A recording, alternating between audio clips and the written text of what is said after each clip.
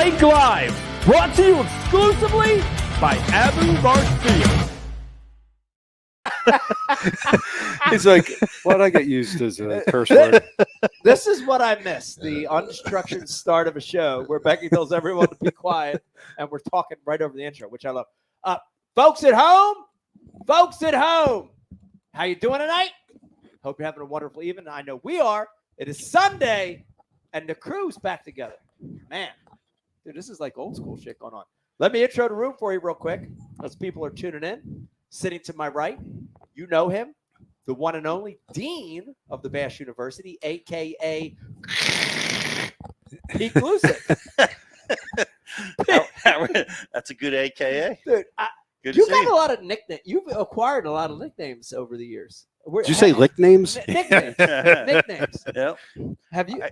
I guess so, but there's no doubt that the fame is all about falling in the water. Dude, I mean, anywhere you go.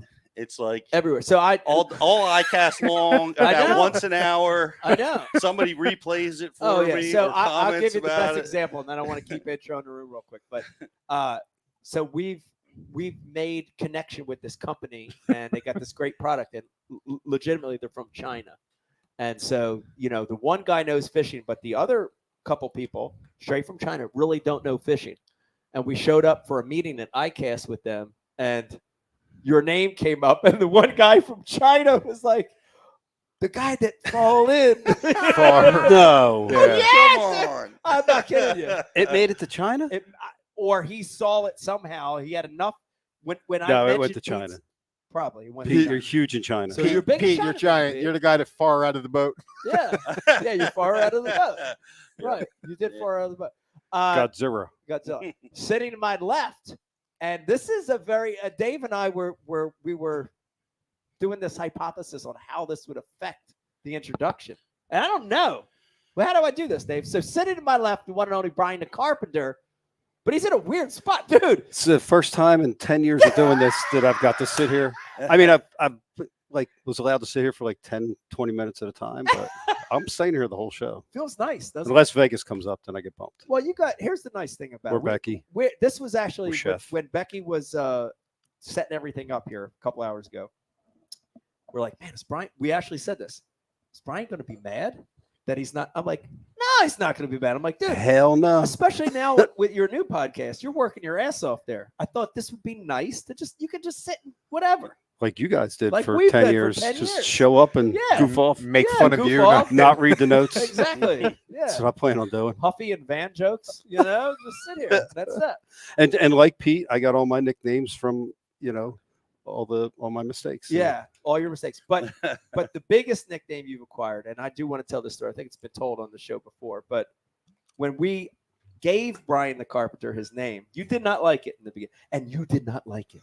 Me? No. Yeah, that's you didn't corny. like it. You thought it was terrible. Yeah, The carpenter. Yeah, but Jesus was a carpenter. that's right. You're a carpenter. It's a good name. He came to me in a dream and said it's gonna be all right. Well, so do you have regrets about accepting that name No. 10 years ago? No, nope. No, because you're known. I mean, people know you. They don't even maybe necessarily know your actual name's Brian, even though They it's don't know Brian my the Carpenter. last name, and They that's, don't know your last name. and that's good. That is good. Yeah. That is good. Yeah. Sitting to Brian's left in his normal spot. Dave, I like you in that spot. It's a good spot for you. It's not my handsome side though. Nah, Like if if I was on Pete's side, I think I would look better. yeah, but Pete's couch sinks in a little bit. Well, no, it's You like have to- everyone has a good side. Like Yeah. the side I got to show here, I feel like I'm in like an extra gravy commercial, like a fucking old country buffet or something. Like I'm waiting for like mashed potatoes, like all the mashed potatoes there. Right? I'm like, hey, I'm on the side. I was on that side. Sitting in his normal chair, Dave Brodzik, aka Stormtrooper, aka Worf, back in the studio. Hello, everyone. Yes, and then of course we've got our producers tonight. We've got a very special guest sitting to the right of Becky and joining us as the assistant producer And Uber driver, and Uber driver, Airport shuttle. and airport shuttle, and all around great guy. all around great guy, and Miller Lite Pro Staff. Miller Lite Pro Staff, and answering some of the Sponsor needed. and answering some of the IM stuff. We've got Chef joining us tonight as That's executive right. producer. The only one that got an applause tonight, Chef. Yeah. Oh, yeah. Thank you. Yeah, because we threw him into this role. He's like Johnny Appleseed. Remember Johnny go around sprinkling the apple seeds? yeah, He's just goes around handing out Miller Lights to everybody. I love it. He always dries the bottle off with a rag and Nice, clean, shiny bottle, Always. dry. And last, but 100% Pete, not least, producing the show tonight, we have Miss Rebecca. Hi. How you doing tonight, Beck? I'm good. Okay, who are you wearing tonight? What do you got on? Who's the designer? Yeah, step back. Can we get a full shot? I know. Business on the No top. side boob. Job is on the bottom. No, I got some fabulous turquoise when we were in Colorado. And that's on your neck? From like an Indian reservation, graveyard, something? Yeah. Okay. Something like that. But here's my question. Pilfered from Here's my question from the about bones of Pocahontas. That would be awesome. Why would turquoise be from the bones of Pocahontas? I don't know. They shine them up. Culturally, Shine 'em up, bro. Fancy ass They bones. shine them up. My question is turquoise. I always assumed was blue, What? and your necklace is green.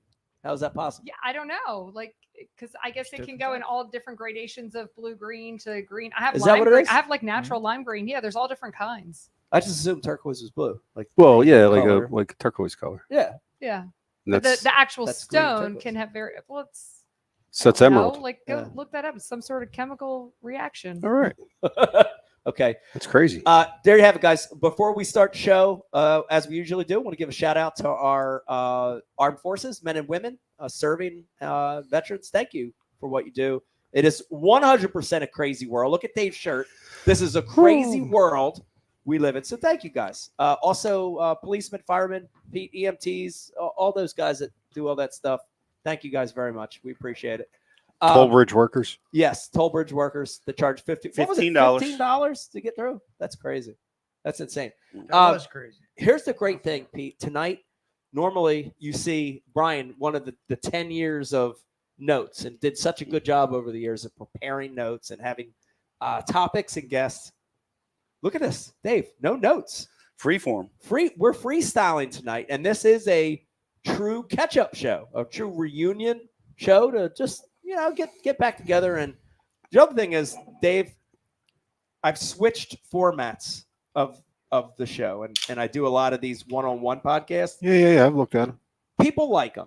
People appreciate them. People seem to really like them. But every show, like not one, not five, but like every one I've done, we have those comments that come up either during the show or at the end, and it said, "God, we missed the crew. God, we missed the old show." So Yeah. that means something. I mean, that's saying something to listen. There's some, and Brian, Bass After Dark, I'm not including that in this. There's some god awful podcasts. There's some god awful fishing related podcasts Yeah, most of out them. right now. And when I look back on it, Pete, we gave a lot. We gave really good quality work in those 10 years. I might be biased, but I think we did. I think we did a lot. I Yeah. mean, is it 10? It's 10 full 10 years, right? Yeah, now it's 10. Last year we said it was 10. It was actually like 9 3/4. But it's actually right. It's actually 7. It's actually 10 this year. Yeah, 10 years. I mean, it was pretty monumental stuff. People still talk about it. I get comments all the time about that. Oh man, we miss seeing you guys. What year and the did whole Randy crew. Howe win the Classic? 13. We got to Google this. That sounds about Is that right. the first show? That was the first show. Yeah.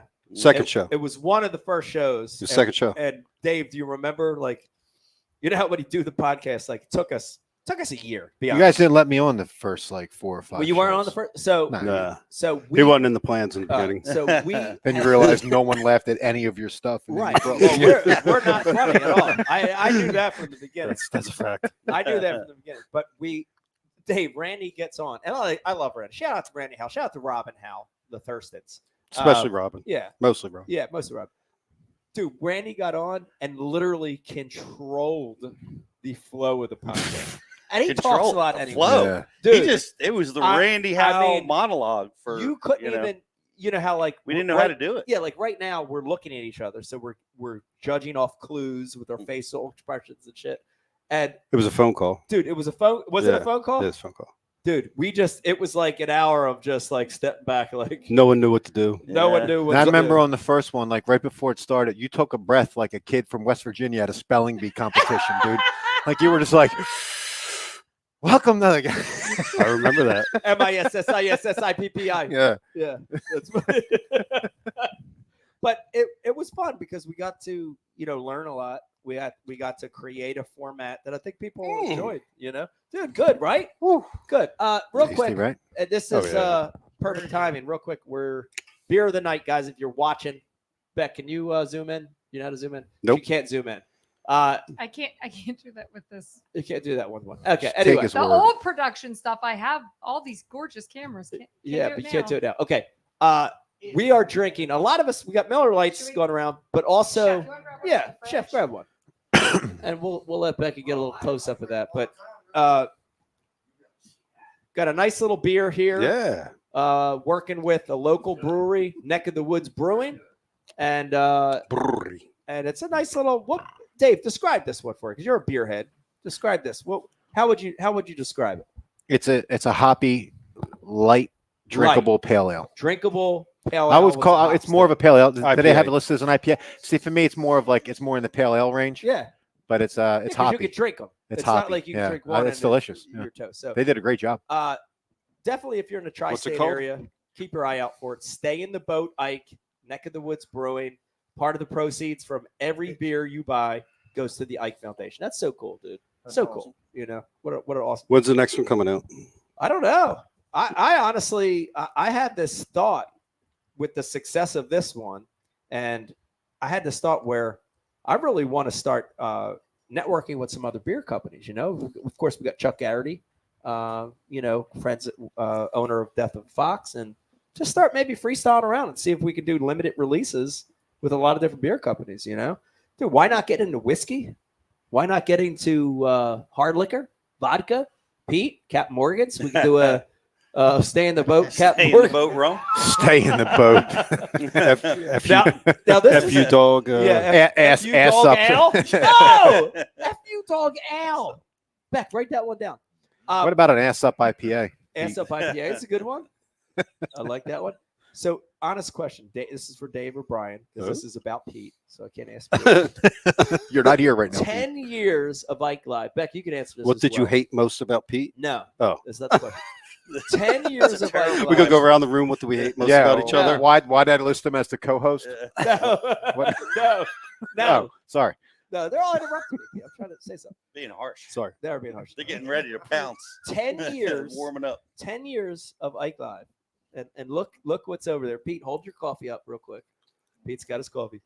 How many handles of Captain Morgan's have we cut through in 10 years with Pete as the co-host? Come on, Dave. Give me a I number. like how he nicely said we. It was royal because there's no we in Pete's consumption. I said we because I feel like over the years, Come on, we're We've had a a team, few. Becky. How many shows we do? You 130? know, one for all for 19? one. Come on. yeah, so probably what do we average? 12 shows a year, 15 shows a year, right? Let's say 15. Yeah, early on we just did one a 60. month. So we had 12.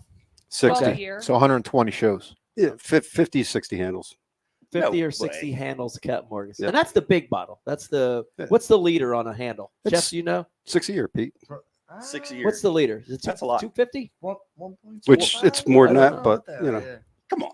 You got your It's Consumed a 1.75. cases It's of a- IPA it's a that were 1.75. consumed by this show. I'm not ashamed of But that. we overtly drink our stuff, dude. We're not the history teacher taking a swig of mouthwash in the 80s. You know what I mean? Oh man. I drink coffee from my coffee cup. I drink rum from my coffee cup. everything. Drinks water from it. Keep it Yeah. keep it same. I like that. For those of you watching, I want to remind you that the Ike Live show is brought to you by Abu Garcia. We just got back from ICAST. People are going to be catching up on ICAST later, but head over to abugarcia.com. Check out the brand new Ike Series 3.0 rods and reels just launched. Dude, I'm happy to say 3.0? yeah, 3.0 series just launched at ICAST. And I convinced them to once again do the travel series rods. That was a struggle because they didn't want to do them. And I'm Really? like, dude, you got to do those. They're great. No, I I keep still use them. I to this keep day. that rod in my tractor at work. I have You a never stop know. that I go to out in Robbinsville. Yeah. They have this lake behind there. Yeah, I keep it in work. dude, it's great. Yeah. So nice at the airport. Right in the overhead, you Yep. know, in the closet. Sometimes the stewardess is like, "Oh, but It's like 2.5 feet, that case. Yeah, That's about it. it's and good. You can And put it anywhere. Yep, and it has 2 tips. Everybody loves 2 tips. You know what I'm saying? Nice. Better than one. Also brought to you by the Ike Foundation. Head over to ikefoundation.org. Beck, a lot of good stuff happening over there. We had kids tournament a few weeks ago. Went good. Got a lot of kids coming out now. I love the enthusiasm I'm seeing. Kids that are getting into fishing that want to mix competition in. It's cool to see that. So it's Yep. pretty awesome. We Yeah. still have one more in September. Okay. Yep. And the kayak tournament's coming up. We're going to be on the Upper Susquehanna That's Oh, as well. That's not knocked this correct. year. No. Upper Yeah. Susky. Upper Yeah. Susky. To actually catch some fish. When's the that's Cooper or Newton? The last Cooper. Cooper in September, right? We're Early supposed to be September. Cooper. When's the I kayak mean, we all event? know how Gloucester. Mid-September? County is- Mid-September? Late September on the kayak event? Late. Late September. Almost What's the positive it's late official launch September. going to be? So you can basically any public boat ramp from like Harrisburg up to the split, you know, where the 2 branches split. That's a lot of that's a couple, probably 150 river miles. So that campground will be the cutoff? That campground will be the last public ramp you can Because that's launch where, at. okay. That's All right. right. Got it. Yeah, because we're going to follow Bassmaster rules. Bassmaster is there next week. I'm actually leaving Tuesday for it, Oh, cool. for the Upper Susquehanna. What's the water? What's the water levels like up there? Right now, the water level in the Upper Susquehanna is so low. It's literally the lowest that guys are, you know, putting on their social media. It's the lowest they've ever seen it in their life. You know, so super low. Not So a lot everyone's of going to rain. be down. I mean, They Not a lot painted of for people. gold. It's Right? interesting because Yeah. the Champlain, we got 3 inches of rain Yeah. when we were up there for the Toyota. Yeah. And that lake came up 2 feet. right. It's I guess It's that possible. storm was north of the Susquehanna watershed, maybe. It had to be, because that's a Hudson River watershed, right? 'Cause Pete, it everything's comes a out of- balance. Yeah. Well, Yeah, it goes for that out to go the up, top it's and just comes out the yeah. bottom. Yeah. Okay. Well, we just got 3 inches of rain on us. Wow. I mean, it was flat pouring. You couldn't drive more than 40 miles an hour. That's crazy. It was coming down so hard. He could. I wonder if, but these are real isolated storms, I guess, this time of year. Yeah. But I couldn't believe Champlain. Champlain's 150 miles long. It's 10 miles wide, and it came up this much Yeah. overnight. That's Yeah. wild. I couldn't believe it. That's wild. It really is. Yeah. I mean, at 3 inches, right? You got 3 inches of rain dump on it, but then you got the Adirondacks and all that All the watershed creeks. just comes right into the lake. Yeah. I couldn't believe how fast it came up Wow. overnight. It was pretty crazy. I saw creeks running muddy. How much it changed the bite? Well, I think it caused the tournament to be won through one of the cut throughs. So I think it changed it extremely dramatically. Like the exit hole for Mallett's Bay, Outer Mallett's Bay, the flow increased. And Like a magnet. Yeah. Smallmouth. Yeah, well, no, because that Vermont water, there's not much for that to escape. Mallets is a primary area where all those It's mountains. a giant Yeah. area, Yeah. and Yeah. you got a hole that's that Yeah. big. as wide Yeah. as a bass boat. Yeah. It's crazy. And they showed a video of the camera boat there, and there's 10 boats in that cut through, and White Rock. this is Mallett's Bay. Mallett's Bay. It sets up just like it though. Every minute, Exactly. every second, somebody had a fish on. Yeah. Every Bur- second, it was yeah. crazy. Burlington. Yeah. Yep. Yep. We I fished a tournament there when it was like that, like 25, 30 years ago in the nation, Yeah. the old federation, and we were out. You could just walk across the smallmouth, and I've gone back there every year to check on it. Like Yeah. because it's Well, out of the way of where I normally fish. Well, This year I didn't check. I didn't look. The year that I won my first elite, which was September Mm. of 90. We were at Mallett's 8. Bay in that tournament, right? September 98. Yeah, we were out of Mallett's Bay, Yeah, and David Fritz came in third in that tournament, fishing that exact fishing spot. that cut. Exact spot. Wow. Crazy, right? What were the Yeah. weights? What were the The weights The in that weights. one you fished were blowout. I've never seen weights that high. I mean, Dudes had 19 20 pounds. Dudes had 20 pounds a day and came in like 10th. Those rock outlets are the only place up there I ever really got smallmouth on crankbaits. Right. I can't think of yeah. anywhere else where I really ever Yeah. have done well where I'd be like There's a confident. lot of fish love that current. You Yeah. know? So the current increased, and all the cut throughs. That particular cut through just dominated the tournament. The dude had a 22-pound bag of smallmouth, and Crazy. it changed things. I think some guys struggled to catch them a little bit because it probably moved their fish around. I know one of the areas, my primary area. This is the most amazing thing. I pulled up and I was fishing Pete's one Dock, of Pete's the Rock. creek discharges, and Pete's it was clear and it was running Pete's hard. clear discharge. And and I started catching them right away. And while I was fishing, like 45 minutes into fishing, it turned mud. Wow. Oh. It went from clear to mud. It went from clear to mud. Like the delay was about 12 hours for the mud to get down, right. and then the mud just washed over all the grass and Killed everything. And that was it. That was it for that area for Right. me. you Right. know? Time to go. That's crazy. Yeah, it was crazy how fast it happened. It's But crazy. the weights were monster. 19 pounds was 45th place after day one. And here's the other thing. Everybody wants to say forward facing. I'd say the majority of those bags were not right fishing that way. Just fishing. And a lot of the forward facing guys, That's because they were in one spot and they were on them. in some cases, a lot of those guys were forward facing and didn't make the cut. Yeah, but Coming in with 17, 18 pounds. But first, second, forward facing, probably Yeah, third. first, I guess so. I mean, he was fishing to cut through, man. Like In the write up, it said he was using forward facing. I guess, but He's would it probably have mattered sponsored. that much?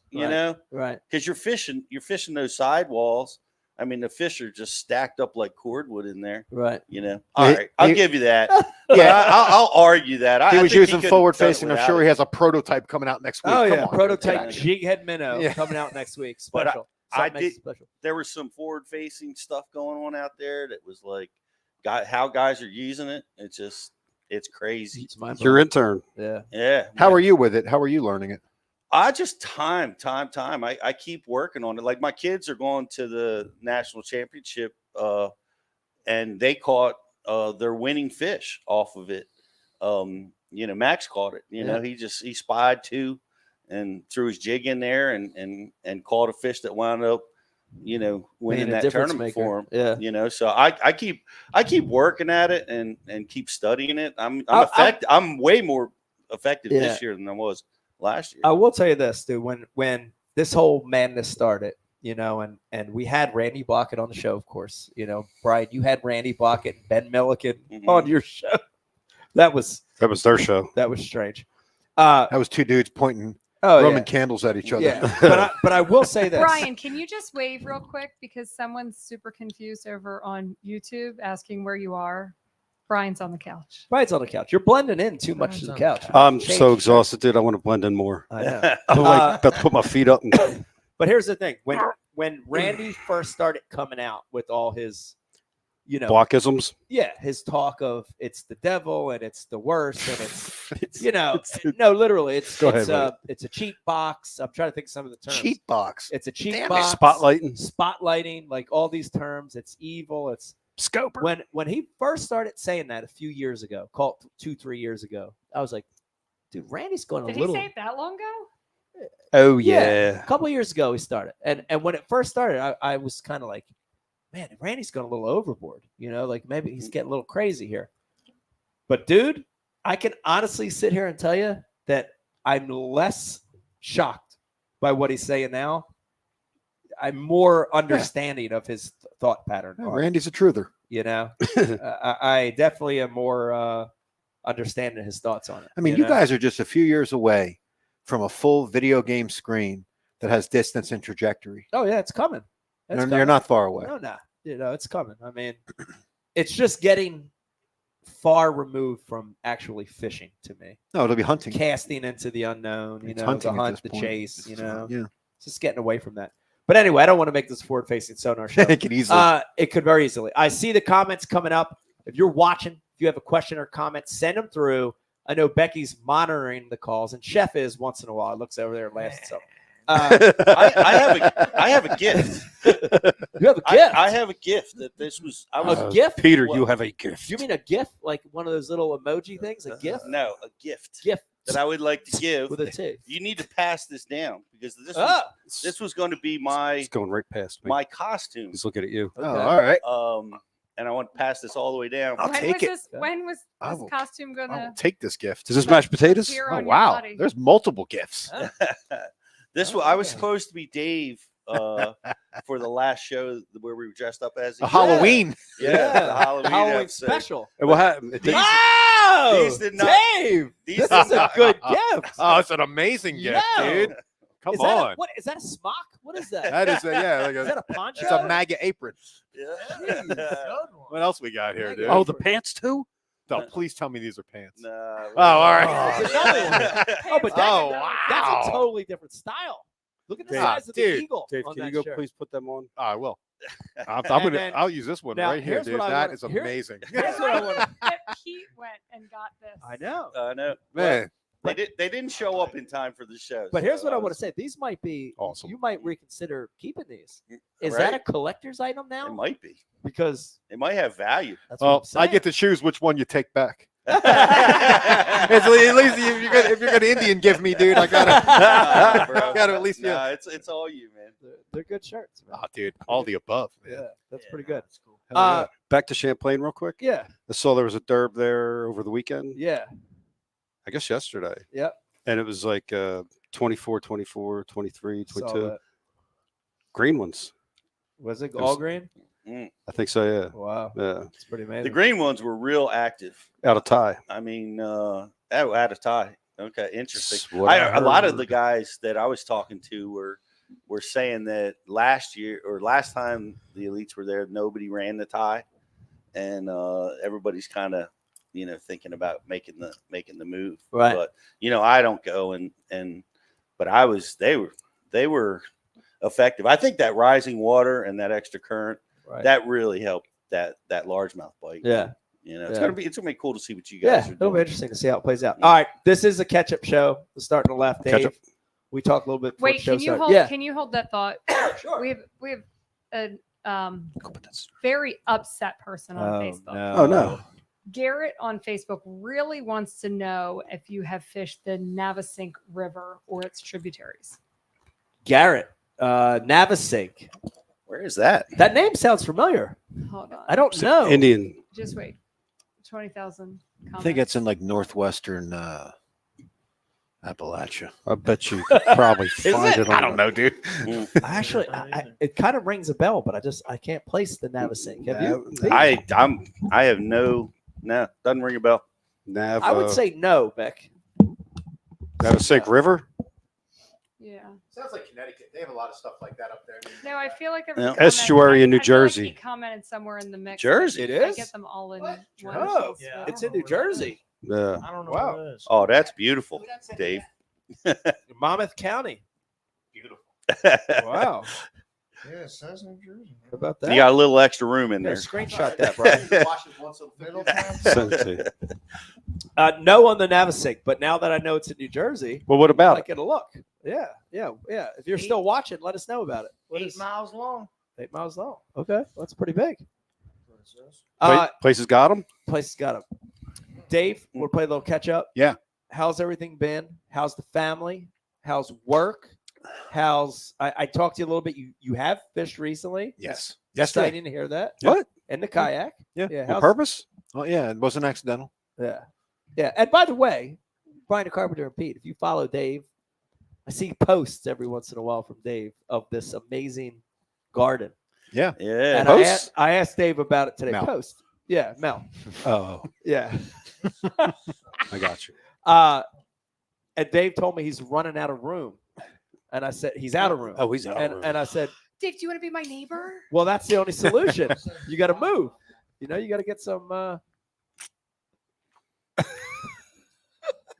You got to get some property somewhere else. Dave. Yeah. No. But how's When the kids finally do leave, we're probably going to upstate New York Upstate New or York. Vermont. Oh, it's Yeah, beautiful. we're No going up. kidding. Yeah, You we're guys going are up. going north. We saw a place just we saw a place in Ticonderoga right on the water that but the problem was it's considered seasonal, so we couldn't take out like a second home mortgage on it. It had to be a cash purchase because banks we could have took out like a home. we could have like got like at home equity, like took equity out of the house. Right. But the thing was, it happened so quickly. You needed to have the money like right then Right. and there. It was gone. Right. But yeah, we're going up. It's beautiful. Yeah. It'll be great. Wow. to live up Dumbest there. pass in the Winters, country. winters will be cold, and you'll have Yeah. to feel a little bit of this. But What's that? Yeah, Ticonderoga. They have a little bit of like gene Whoa. pool problems up there. Oh, really? short arms like dinosaurs. Well, you got to figure, Pete. Like it's a Shallow. limited pool of genetics, right? Like Oh my. not a lot of people live up there, Boy. and some of the genetics are a little kinked. This is shocking.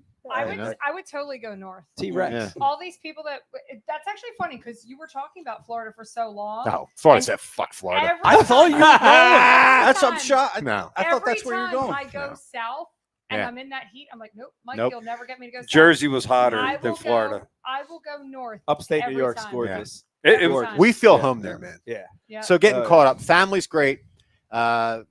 David's going into 10th grade. Madison's going into 9th grade. He's getting gigantic. He's still Yeah. wrestling, and he's just started doing boxing and jujitsu. Wow. He wanted to do that. I mean, he didn't do That's football. He's awesome. skipping football this year. Yeah. Good. And he's, Wow. you Are we know, going to have a UFC fighter on our hands here? In about well, he 4 or hasn't been 5 punched years? in the face yet. Okay. So we'll see Yeah. what happens. Like Okay. when you get hit, it changes your inspiration when you Yeah. taste your own blood going down your mouth.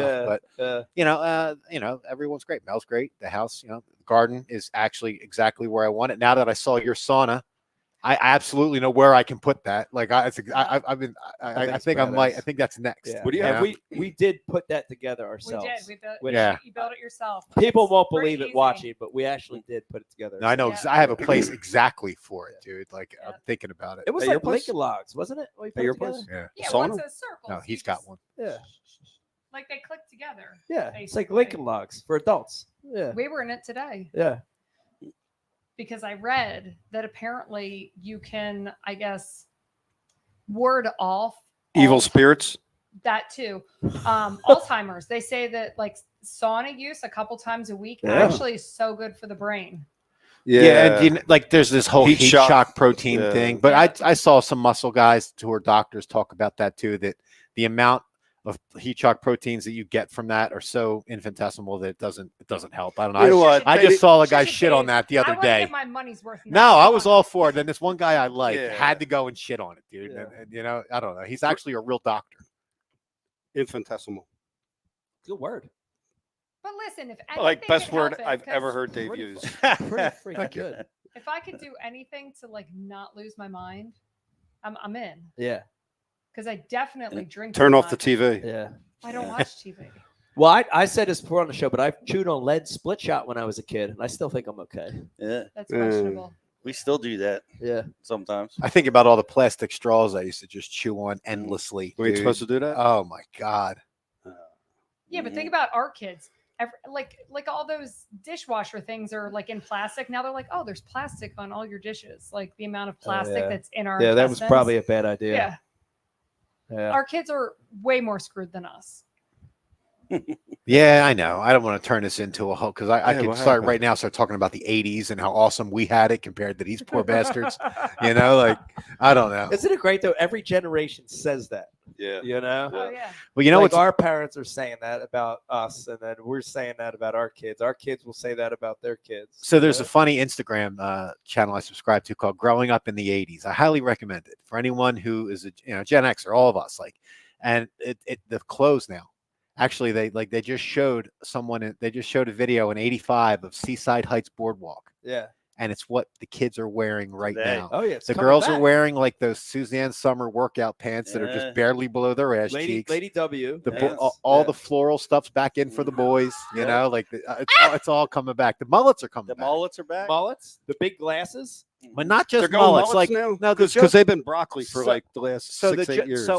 so it's not broccoli it heads. wasn't the Brian mullet. It wasn't like the Joe Dirt mullet.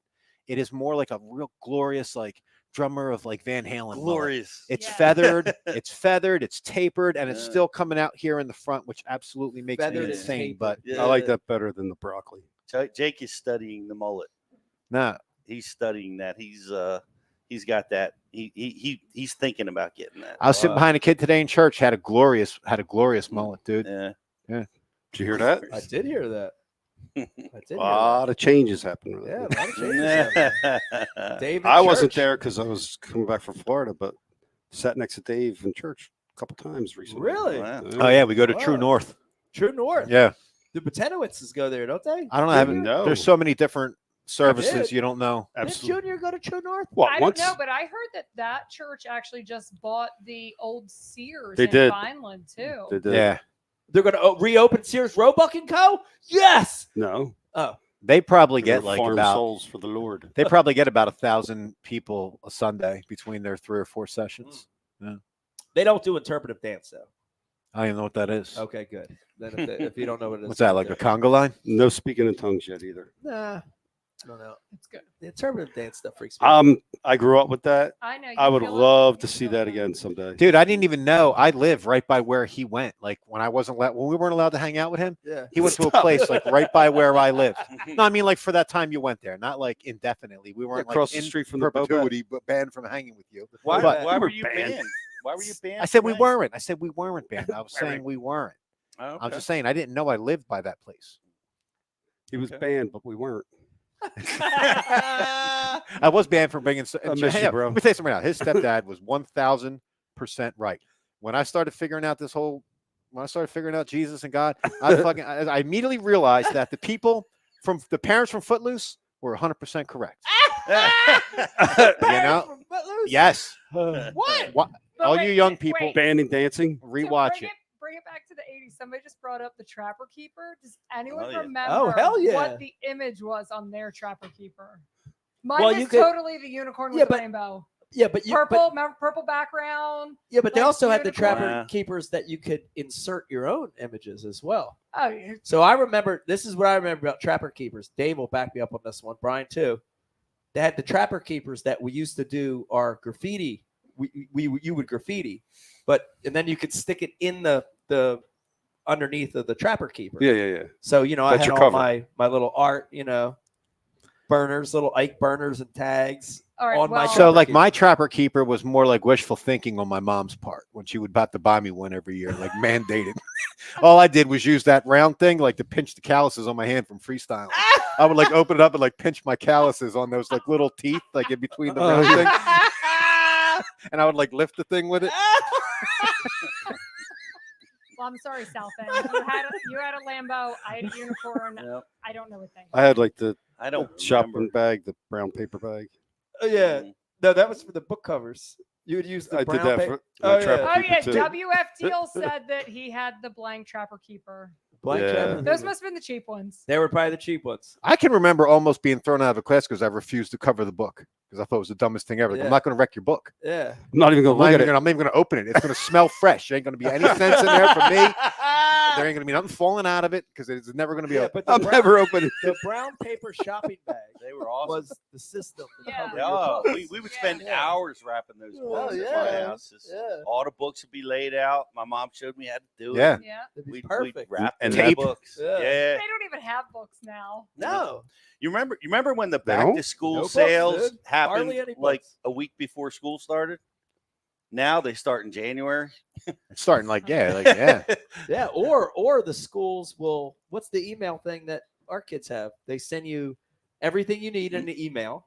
You press a button, takes you to Amazon or whatever. You press a button. That's amazing. They No, send you. that was until now. There was a company where you basically spent like $40 and everything was sent to Everything your house shows in a up. box that the kids would need. We got the email this summer because I was like, oh my God, like I'm going to have to actually individually buy the stupid school supplies. We got an email a few weeks ago from the superintendent that they're supplying the kids with everything this year. Because there's Well, nothing to supply. It's about time. Everything's I mean, online. Everything's virtual. You guys- everything's on devices. the amount of taxes the It's Shalleck crazy. school district pulls in from you people for zero services they provide. Oh, They yeah. should be buying the kids' clothes. Them rats. They should. But here's the thing. I mean, I kind of have to agree with Dave though. Like we don't even get trash. You only have cops. Yeah, We don't have cops. We don't have We don't have trash. cops. Like, Yeah. we have nothing. 20 minutes from now, a I just state think- trooper might We just accidentally went from drive some by. Pretty amazing. I like our teachers. Your taxes are high to keep other people away. Oh, yeah. That could be. Lots of But- taxes, no services. Who's going to buy? But here's the thing on books. I looked People at, that Well, can ever sign me since up. afford to COVID, keep. everyone and their brother, they're all coming down here. I looked at Pete to back me up on this one because Pete's an old guy like me. Do you miss books? Like, there's something Oh, yeah. about a book. Dude, Like, Becky's been reading books on her phone. I'm trying to. It Ah, drives me, man. dude. It drives me nuts. No. Reading a book Yeah. on your phone. I just saw the most books ever. You did? Ken Dukes. Oh, that's right. He's got Books on that. books. Actual books, like with paper. Like and- his wall of books, it's actually too deep. Wow. Oh yeah. I mean, I do prefer an better. actual book to flip the pages, but we live in the middle of nowhere. Yeah, we got to get it's into that. just- Ken's place. That's yeah. it's insane. Amazing, huh? Oh my god. I like the texture. I write in the margins. The smell, There's just something about it that Paper I've cuts always bleed to liked. death. the musk. I'm trying to listen to books now, I can't. and I'm doing it, but it's I You, was- you try to like multitask, like you're driving, listening to an audiobook, or Oh yeah, that you're doing works. something else, but you can't, like, when you hear something that's impactful that you want to remember, to whether it's your business or your life, you want to incorporate. I like to take that note and write it down. I do it on my phone sometimes, but I mean, it's just not the same. Right. Actually, the book is awesome. I like the book. I like it. I tried to cheat code some of C.S. Lewis's stuff through listening to it while working. I can't do it. Yeah. It's not the same as actually reading it. Right. You know? Yeah. Yeah. I just can't. So, But I can listen to a podcast, but I can't listen to a book. Yeah. can listen to Matthew a book. Weimer said, "How about real maps?" Oh, real maps. I still, Hell yeah. I keep them in every truck we have. That's old school. What If is you it? have paper map and Oh, it's- maps? Maps. Oh, yeah, but yeah. we And have driving- we have like the books. Yeah, driving or fishing. I used to have them. Driving or Yeah. fishing. And I still Yeah. use paper maps both. So ways. I used to have 4 maps. These map books, they were red and they were for each state. And that's how I found lakes. right. I had This is pre-satellite image. This is before the internet. Right. I had like New Jersey, I had Pennsylvania, New York, and Delaware. Yeah. And you would open up and you'd find the greenest area and you'd find a lake in the middle and try to find that road that led to it. Yeah. And that was it, man. Now, Remember Pete, globes, Pete? Do you still globe? Pete used a sextant. Pete's a Compass. Pete never had a globe because he's a flat earther. Can we talk about that later? Yeah, we will. We will. That's the after show. Do you still carry paper maps with you in your fishing tournaments, or are you totally done with them? Man, it's I haven't carried them lately, but I do like to have a map, and I just haven't done it in the last couple tournaments, but I tack them up. Like, I don't carry them with me in the boat anymore. Right, but you have it But in your room. I like or to have it in house the or- room and yeah. the house. Of So the we're bed. eating breakfast and dinner. We can look at the map, see where you practice that day, Right. try to put patterns. Like when water comes in, like it did on Champlain, you can try to visualize Yeah. its impact. You can't do that on Yeah. the sonar screen Yeah. on Yeah. your phone. So Yeah, Jake has not been exposed to maps at all. right. So Yeah. Dude, remember sitting Indian style on the floor, like eating a massive bowl of Yeah. Cocoa Oh, Puffs? yeah. You'd have your Yeah. notepad, like listing the, Oh, yeah. that was something about that. Yeah. Magical, man. Yeah. I love that. We at our booth at ICAST, this group that they teach teachers how to teach kids how to fish. Like, they do a lot of stuff for the Boy Scouts. They have classes for teachers, like for parents that want to teach their Cub Scout group Okay. how to fish for bluegills. Yeah. Or, Oh or my trout. God, are you kidding me? Wait till those liberals pervert fishing with their goddamn idea. So these aren't fishermen. Wait a minute. These are regular liberal teachers being taught how to fish. no. Oh no. my God! No, How- you're- the barbs are already gone. You- The barbs are gone. Barbs are gone. The hooks are rounded off. It's 1 pound test. Every Yeah. fish gets broke off. Oh my It's God! just Velcro. How about that? Velcro. Oh my! That went way south fast, and I didn't see it coming. I didn't either. No, but it's Absolutely Because that's no, not no, what's going no, on, no enticing you know? any bedfish with any color other. no. Like, no white lures getting No. thurned on the beds. zero white lures. Well, my point is, Everything. Oh, this will be the translucent. last reunion show we do for a while, huh? It's all recyclable material. So Sorry, the Pete. point is he had a map. Right. He had a map, and they were still using maps to identify lakes and creeks and Sorry. rivers. The point was And, maps. I'm sorry. I was playing off the map dialogue, Dave. that was so awesome. I love that. All right, Brian, let's go to you. I know Oh, me? we've been in touch. I know some big changes going on. I really want to talk about the Bass After Dark. Talk about that a little bit. Great. How's it been going? You a year in now, or No, we started in November. start November? Okay. Yes, we're getting close to a Working year. on a year. Yeah. Yeah, How's everything going with the new show? good. Good. It's been fun, man. Has been fun, hasn't Yeah, working with him is a lot of fun. it? Okay. That's Yeah, cool. he's special. Yeah. He's pretty awesome. Are there similarities or are there mainly differences between the Ike Live show or Bash U Live or what? How would you I describe? would say a lot of differences. A lot of differences. Yeah. Okay. Brian doesn't have to produce Well, it. he's working with the Charles Xavier of bass fishing, That's dude. true. Like, Yeah. That's Yeah. true. you know, I came up with some ideas. For Ken you. kind of looks like him too, minus the wheelchair. he's Professor X. Yeah. He is Yeah. Professor. He's a X. mobile X. I Yeah. actually had a conversation with somebody recently, and I was like, that would be a great topic for you. Go ahead with it. guys. You want me to tell you? Yeah. So, I don't remember who I was talking to. I was at ICAST, and we were talking something about like the timing of getting into professional bass fishing, and That it's the worst time ever. Like 20 years ago? The crux of it is more like at what stage of your life, like as an angler, does it make sense? So like you have Trey McKinney, who's like super young, and people are like, oh, he should have gone to college, he should have got more experience, that kind of thing. But then the other conversation was there's folks who have had careers maybe in their 30s, 40s, they've got families and everything, but then they've decided, oh no, wait, That'd be a I good don't want to, show. like midlife crisis almost, like, oh, I don't want to like miss out on that dream of mine. Yeah. So I'm going to go bass Well, they're fishing. selfish, but go Right. ahead. So to me, I'm like, that's the most insane thing ever because fishing is gambling. Why would you do that? So like, I almost was thinking about, I was like, that'd be a great topic for you guys. Like, should you dive into bass fishing as I mean, right now everything's trending young, it is? and it'd be interesting to see if these young guys are going to be replaced by young guys Grade in schoolers? 5 years or something. What's Duke's take on it? Because we've been saying He does this not. for He does. years He's that against No. restricting He's against technology. No, forward-facing no, I'm sonar. talking about this Okay. component of it, like the age thing. Because we've been saying this forever. We've had Ken on the show. He's been our guest host a bunch of times, and it was like everybody says it's trending young, trending young. He's like the data does not support it.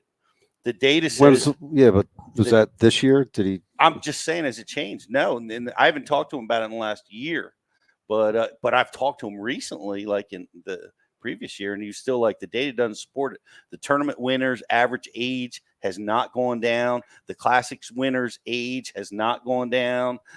He's Has this really See if we get been some on that update on. soapbox. Has this year? Has it updated yet? Because it really seems like it should, it has made that Yeah. turn, Yeah. in the last 12 months. Yeah.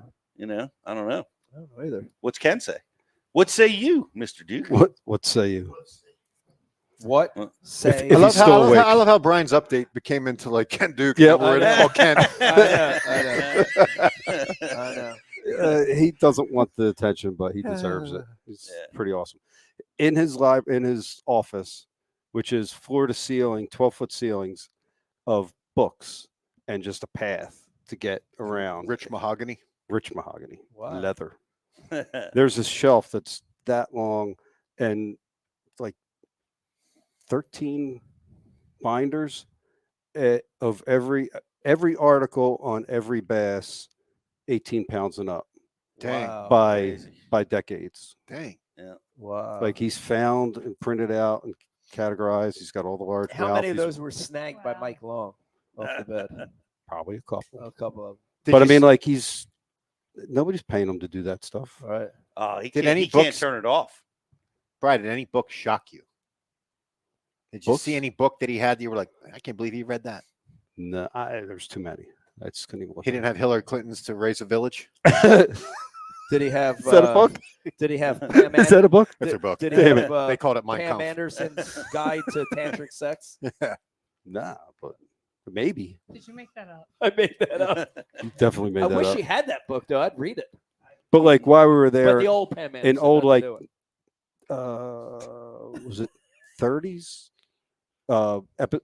issue of Field and Stream showed up that he had been chasing down on. Like eBay From the thing? eBay. 30s. Yeah. Wow. Yeah, That's cool. just to get the because Field and Stream would publish twice a year their contest. They had the big fish contest of the year. They would like 1 month be freshwater, another salt. Oh, that's cool. How old's Ken? 62. Does he have kids? Nope. We got to figure out who's going to maintain that library. Ken's got Yeah. to figure that out. He's got to find himself like a No, Luke, he's- like a Luke Skywalker. Yeah. You know what I mean? Well, I can tell you this: there's a general, a I general like that's feel. what we have to figure out for him. Well, all that curation. Well, here's they're what just going to come in and go. here's what I'm it's telling like- you. They're not even going to like do an estate sale. We just talked That about stuff will how go right this to the dumpster. movement of Stop the it. sport is to young guys, right? Yeah. I won't name anybody, but I could 100% tell you there's a general disinterest in the history of the sport.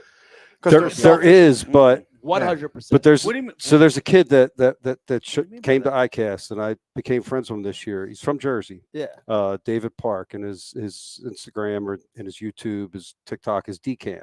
Yeah. And he just started this stuff a year and a half With a ago. C or a K? Okay.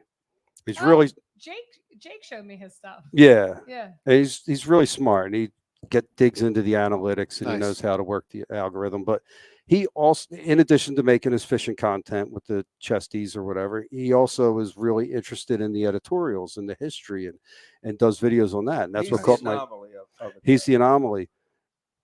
And I saw that, and I saw his interest, and I reached out to him, became friends with him, and have been talking to him for a while. I actually just met him in person for the first time at ICAST here, and we hung out a lot. And he's part of the group now with Eric and everybody. Yeah. But I wanted to connect him with Ken and Terry. Yeah, get him in They the will. have that history. Right. He can get it out to the kids. Right. Yeah. Mm. So That's it's kinda pretty cool. awesome. And he really, actually, Friday after ICAST, him and a couple of his buddies came back to Ken's. Ken's like 30 minutes from Orlando, from where the expo was. They came back, and Ken showed them all kinds of stuff. Nice. And Cool. it was awesome. Tell Ken to open the books and get him in the living will.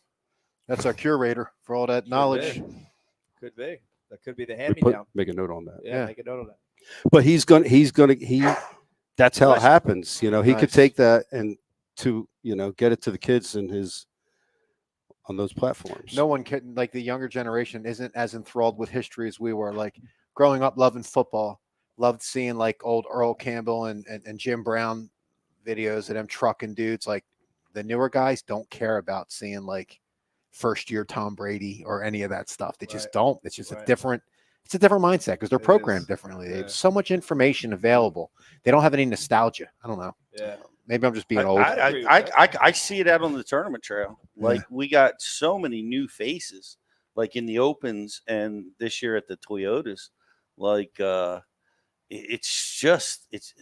it's a changing dynamic. They have no idea of the history. Like people will come up to you, like, you won here before? Like they don't.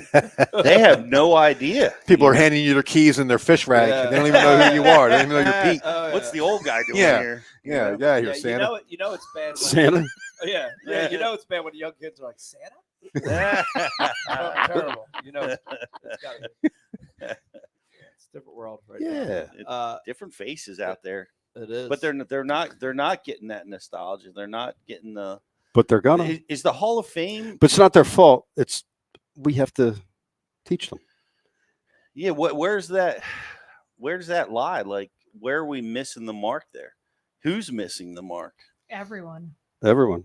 Well, Bassmaster took the initiative and did that nice series on the history of the sport. They do a good but, job. Yeah. But it's on Fox. Yeah, but right? who's It's- watching that? That's what I mean. The It's people on who a care, the old people. I mean, Let's be honest. Right. I'm just trying to be honest. So if you watch Bassmaster, MLF, any of those shows, and you don't know about tournament fishing, you're tuning out 5 minutes in.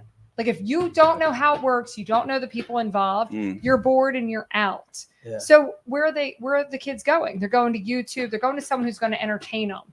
Bass and MLF have not done anything to like draw in a younger demographic, explain it to them, make it fun to them. They haven't. They've done the exact same thing they've always done, and it caters to people who already know exactly what's happening. So Tim Pool was talking about this very thing, not with Bassmasters, but with CNN, MSNBC, and Fox News. in 10 years, their average viewer will be dead or close to death because of the demographics. I wonder what Right. Bass's demographics are and if they have a lifespan similar to the mainstream press or Yeah. the legacy press. I wonder. That's a good question. I would say it's similar. You know, it's definitely older. Death spiral. Yeah, interesting. Sad. Let's just get sadder. Ready to talk All about? We'd like to close the show on that. We're gonna close the show. Everything must burn. If you're watching and you bass fish, take up another hobby immediately. Yeah, start hunting. No one, Start how come smoking weed. the hunting do world don't something have this different. problem? How come in hunting don't have this problem? Why did fish? Why do we have to screw fishing up? Maybe they do. Well, the competitive. Because there's no competitive hunting. Right. In shooting sports there is, but in actual hunting, it's not there. They're not even having these conversations. Yeah. They're just out there killing stuff. But I see the opposite with Jake. Like Jake, all of a sudden in the last year, he's all in. Like Right. he's consuming. He was just watching Jay Shakurit's forward-facing sonar. You know, some social. Yeah. He's all into Jay now, and he's like, I want to fish like him. It's Jay's smile that drew him in. Your Yeah. boy shows up. Your boy shows up on my Insta. Like, you know, on Instagram, it'll be like suggestions to follow. Yeah. Dude, your dude is there. Like, anytime I get Well, like, just so- follow him and he'll stop Yeah. showing up. It's Pete's Dave kid, dude. can't Support follow the him. man. No, Dave can't follow him because if Dave follows him, then the virus will be transmitted to Jake's site. oh yeah, then Jake's going to be getting like truther Right. stuff on his stuff, dude. Don't follow. Well, him. Instagram still bans everybody, so they ain't have to worry about that. There, he's got to come over to Telegram, and I'll If tell you him see what to Dave watch. follow Jake, unfollow right immediately. Block. Immediately On Telegram, I'll teach him up. That's awesome. All right, Brian. What else is going on? Shoulder surgery, Mm. right? Was a couple three. Mm. I'll bring it up all the February. time. Pain med addiction. That was February. Dude, they gave me like 10 days. 10 So, days, yeah, 10 I'm meds, and that was still it? dealing it, and this was in February. Yeah, Okay, 10 well, days. How's the recovery going? How's that? Really good.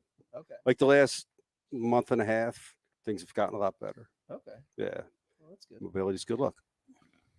Oh, look I at did He that. lifted his arm up. See I that? lifted, I I saw it. lifted my arm. And you went Oh. palm And down. then- That's and then hard. and then he rubbed it. Shit, that hurt. My bursitis. Yeah, but So, the knee, something's wrong with that now. Oh, The God. leg? My knee. Really? Yeah. I mean, hopefully by the time we get to Pete, we're not talking about dentures for crying out loud. Fucking no young people are going to watch your show ever, dude. I know. Yeah. I got this Shoulder's doing Sensodyne on good. my teeth, and You know, they're itching. so at ICAST, I got- Sensodyne. Eric and his my boys were corns are there. killing Yeah. me. And then I just hung around them a bit, at the show, and just saw their group Yeah. and how much it's growing, and the other Uncle Larry's crew. the Yeah. Uncle Larry's crew and the other players involved and hood fishing, and Yeah.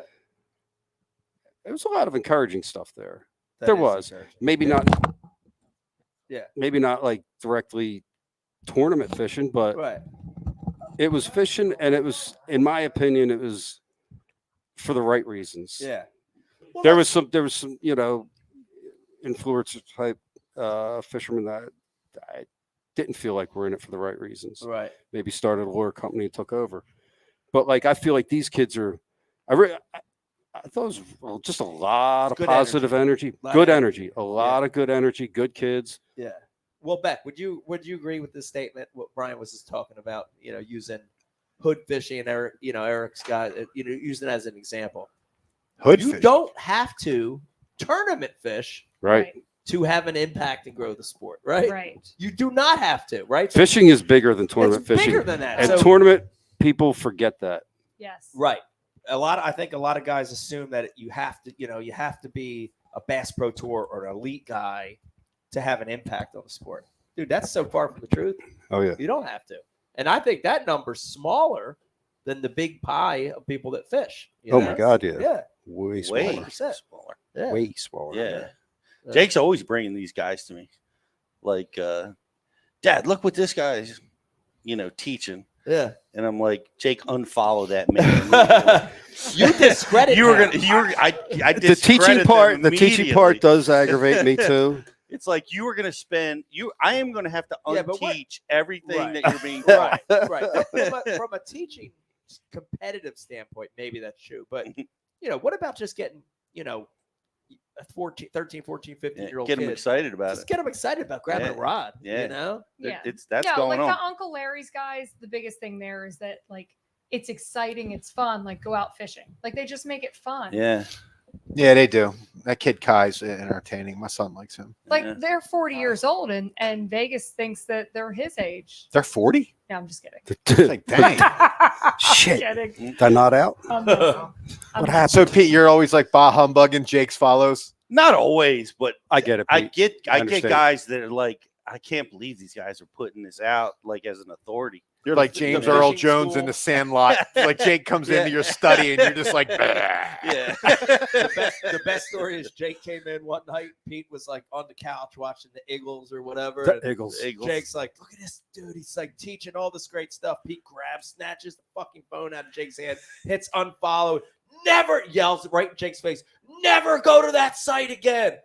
And it was Dave Lefevre. So it's a really good story. Nobody would. Hey, Yeah. he Question was, you on that, He was Pete. up ranting pro Trump. Dave, you should be Who? hanging out with Dave. you Lefevre hang out with was. him? I'll have a beer with him. Oh yeah, that's awesome. Who the got- hell isn't pro Trump he's by got- now? He's got. Where were you people in 2016? Look at me, their Trump shit now. People are giving me the middle finger, flying my flag on my truck. Where was that at? Where was that? Now everyone's, oh, Trump. Feel Get righteous out of here. now. Too late. Do we need a potty break? I see a couple guys taking a potty break. I did want to. I wanted to take a break, but Pete, let me go to you, and I want to get a catch up with you, and then we'll take a potty break. How's everything? I know I get to catch up with you all the time, so Yep. fishing with Jake is great. Obviously, That's- I love that. I Yeah. love it. I see it. I think it's great. It's But killing. Bash University, catch us up. How's all that stuff going? Can you believe it happened with Jake? Dude, it's amazing. Like, it's I amazing mean- because I remember how many years ago. I remember you really trying to get him to like it. I There were slow- obstacles. I slow played it so bad. I'm like, we'd go out and the fish on the Chesapeake would be like blowing up on frogs or something so awesome for us. yeah. And he would be like, can we go tubing now? Oh, You know? Can we beach the boat and go hike? Yeah. Or can we jump boat waves? That was his favorite. Like, Yeah. and still, how old is he Yeah. at this point with the jumping? really until last year. Wow. Like the boat would be in the driveway. I'd have a rare weekend and I'd be like, man, we could go do this. We could go to Delaware. Maybe we could travel and go to Champlain for a couple days, Yeah. and He don't even know he's with like the Bill Belichick of the Upper Chesapeake. yeah, He wants to go jump waves with the. dude. I mean, we are jumping. Let's drive to the ocean. Can we drive to the ocean, Dad? That's something. And Launch at Gloucester City and make it all the way to Yeah. Cape May. yep. Yeah. But it was awesome. I love, I just like spending time with them, and we're outdoors and we're doing that stuff. And What we was would the fish a little moment, bit. though? Like, can you Your tournament, You can pinpoint. I can pinpoint it to your tournament, the Union Lake tournament. Wow. Just recently, where he got Last that mass- summer. Oh, okay. Yeah. Last summer, at the Ike Foundation Yeah. tournament, where I always ask them, "Do you want to fish?" Yeah. Like, Brendan's coming over. It's Yeah. always, and Fortnite. he's like, nothing going on. Fortnite is back. Oh Yeah, my I God, know. I want to kill myself. Minecraft's They- back too. The high they- schoolers are doing it. Oh, they God. updated Fortnite and all. They're all back now. Yeah. Mm. So anyways, last summer at the Ike, and I'm like, Union Lake, you want to go check it out? We'll go fish it. And we went there, and we're fishing the offshore gravel, shell bed, whatever's out there, and right away he catches a 4 big, pound smallie. he catches a big smallmouth. I can't remember now. I think it was a 4. Yeah. He did catch a 4.6. Yeah. Did you have He- him, Bry? he- Oh, okay. He caught it. Nah. He caught like a 2.5. Pete won't And- let him fish with anyone else. And then he got a 4.6, and then he slept the rest of the tournament. Dang. Wow.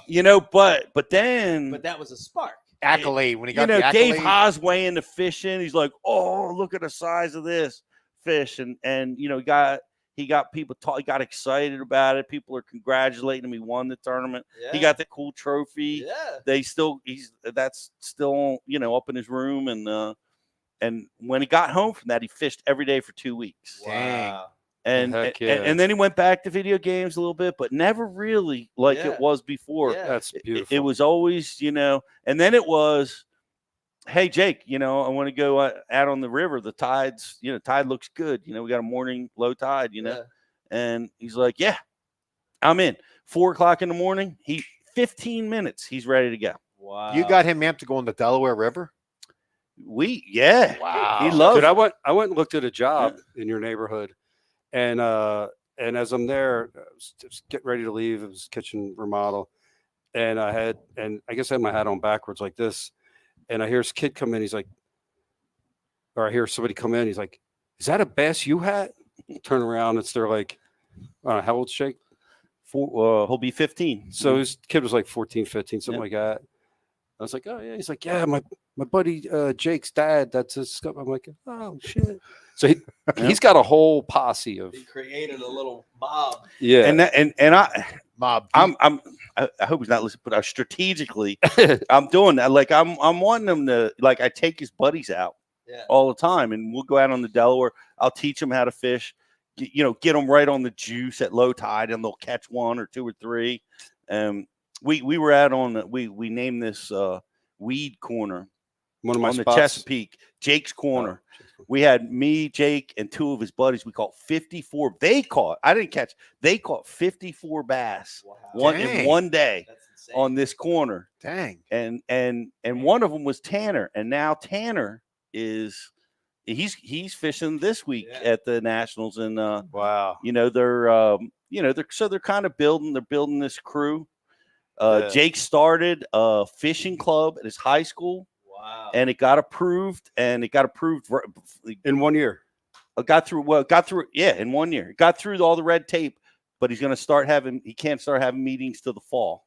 Wow. So he's going to have a high school fishing club. He's already got 15 kids just in his freshman class that signed up. The sophomores, juniors, and seniors don't even know about it yet. Who's going to be the coach? You?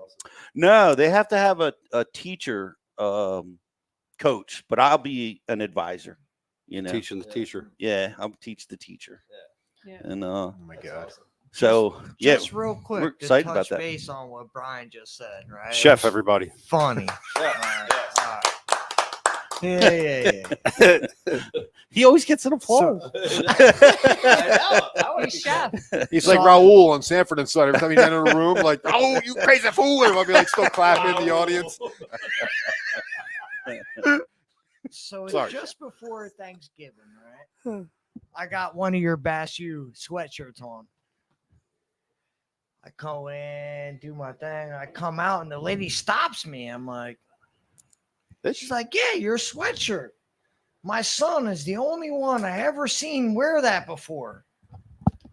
I said, oh, what's his name? I think his name was Glenn. I could be wrong. I may be wrong. But the lady recognized me inside the TD Bank with the Nice. sweatshirt on. Mm-hmm. She's like, yeah, Bass U. I'm like, yeah. Do you know Pete? I was like, maybe you know Pete. I don't know. Maybe someone you know. I don't know. The Beautiful. lady was like, yeah, my son. He has one too. I'm like, oh, yeah, nice, whatever. Chef I and the get out. lady at TD Bank. Yeah. Yeah. 2 blocks later, the lady beeps at me. Like, hey!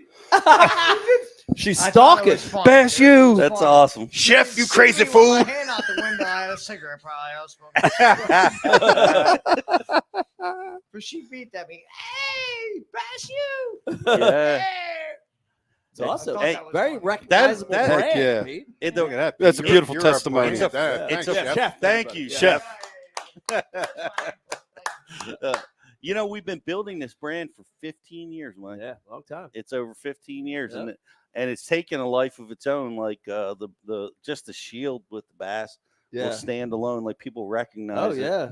And like down at ICAST, I mean, it's just it's constant. Every time you're at the boat launch, like people are coming up and thanking you for helping their fishing. Yeah. They're watching it, they're using it, Yeah. and it's Victory helping them. hooks. Thank you for the logo. That's cool. Well, I've had those experiences like Chef has had. with a bash U something on, but Yep. it's wrong. I'll be at a gas station pumping, it'll be like, hey, Pumping. Bash University? Boom, boom, boom. Yeah. I want to join. I play bass too. Boom, boom. Oh shoot! I'm like, no. Yeah. I get to the point where I don't even want to explain it Maybe anymore. we should combine. Maybe we should start that. You Like, think? Bass and bass? bass and bass. Well, a lot of people don't play There you bass have out it. there. So But your son has started his own little posse. Tell him the story about the phone call you had the other night I when don't Vegas remember. was out on the water. So same story. Mhm. Neighborhood kids that were into other stuff, whether it was video games or another Graffiti. sport. Not graffiti, but Well, let's be honest though. These kids are all looking for independence, but Yep. we have a weird world we live in right now. So Right. like as conscientious parents, like what do you let your kids do? Like Helicopter. we're not dropping them off at the mall. We're not, you know what I mean? Like, so what are they going to do? So Vegas and a lot of his friends have all been like, let's meet out at the lake. And they like a couple of them have John boats. They all meet out there. They fish, they dive in the water, like whatever. They act like Boys. It is Boys. cool. It's a That's good cool. release. boys, Yeah. but Yeah. it's like safe. So all of us are kind of like, just go. Yeah. So Yeah. Mike gets a call. 'cause Yeah, so I Vegas get a is out on the call. boat. Vegas is out there. I get a call from Vegas. It's getting dark. Like Lost one of the girls. Yeah, what the hell's going on? And Vegas is like, oh, we're coming in. We've caught a few. It's been a good bite, and I hear his buddy Connor in the back, and I could hear it like it's like he's right next to him. It's a crawdad, so the boat's this big. And he's like, oh, I'm snagged. And as I'm on the phone, there's like a pause, and Vegas goes, real, you got one, and hangs the phone up. And I'm like, what the hell's going on here? And you wanna go see it. I wait like 10 minutes, and Vegas calls me back. And the kid who like literally just started bass fishing, Yeah, within yeah, a yeah, year, yeah, yeah. whose PB was like a 2-pounder, catches a 5.5 pounder. Wow. And it's Wow. giant. Yeah. And dude, he That's so comes cool. back and won't stop talking about fishing. His dad picks him up. He's making his dad talk to me about fishing. Yeah. Like it's just Broke the bank at Dick's. it's like that moment, right? It's like that moment. It's Yeah. that fish, Yeah, that's or awesome. that Ike Foundation Yep. tournament. The, That dude- thing. the Yeah. not my PT doctor or whatever, but the guy who runs the place, his brother like lives on the lake. Okay. Yeah. Yeah. And they come out and fish, and his Yeah. kids are ate up with it. Oh yeah. Every time I walk in there, just wanting to do my stuff, he comes over and talks to me about fishing. Talks about fishing. Yeah, that's great. But it's cool, man. I'm like, It is you cool. gotta bring him out to the Ike Foundation event. Yeah. That's a He'll great get put in a event. boat. Oh yeah. My best advice, and I mean it worked. I guess I got lucky. I don't know, but is not put the kids in jail and take them out for 8 to 10 hours when they're 6 or 10, 8 or 10 years Yeah. old. And Dad, I just want to go home. And it's unfortunate because the dad he works all week. He can't wait to go bass fishing. He's been dying for this. Yeah. And he's got a day on the lake, and he just wants to go out. But the kid, after, depending on his maturity level and his interest, he might only be good for an hour or two. Right. You know, and Make it fun. Keep it short. make it As long as they fun. want to stay out. Let them jump boat wakes. Let them go swimming. Let them, do whatever they do. It could be Yeah. tough, It- especially when dad wants to fish. When Dad wants to fish, And it's he's a young dad, so and he's tough. yeah. Because I've been there. I'm like, insane. dude, we've been on vacation, Thousand Islands. We're on vacation. The last 3 years we've been going there. It's the greatest smallmouth fishery on the planet, Yeah. and I'm tubing all day. I'm chasing the ships up the river so I can jump yeah. those 6-foot boat wakes with the Yeah. kids, and we're Until- swimming. until Vegas comes and crashes your vacation. That And was then they all awesome. Go fishing. Right. That was the fishing week. That was the first time, which was last summer. They fish that more they- than tubed. That's all they wanted to do. Wow. It took 3 seasons, but I don't think it was anything that I did in particular, other than I didn't torture him with it. Yeah. It's just the maturity level. Like Right. you got to be able to endure the time or be interested in the time when you're not getting bites and have fun with that. Trying to figure out the puzzle. Yeah. You know what I mean? And you Yeah. can't do that at 8. At 8, Right. you just want something pulling back It's every tough. 5 seconds. It's Yeah. tough. You know? Yeah. When And- Vegas was 8, I can remember noon, 11:30, noon. Noon. He was done. Yeah. You Yeah. know?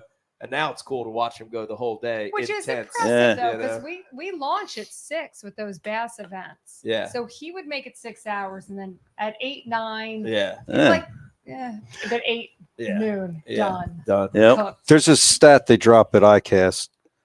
The ASA drops, Ken drops. Of course, I don't know it, but it's something along the lines of like 85% of the people fishing started before they were 12 or something like that. Yeah. Yes. Oh yeah. Yeah. Yep.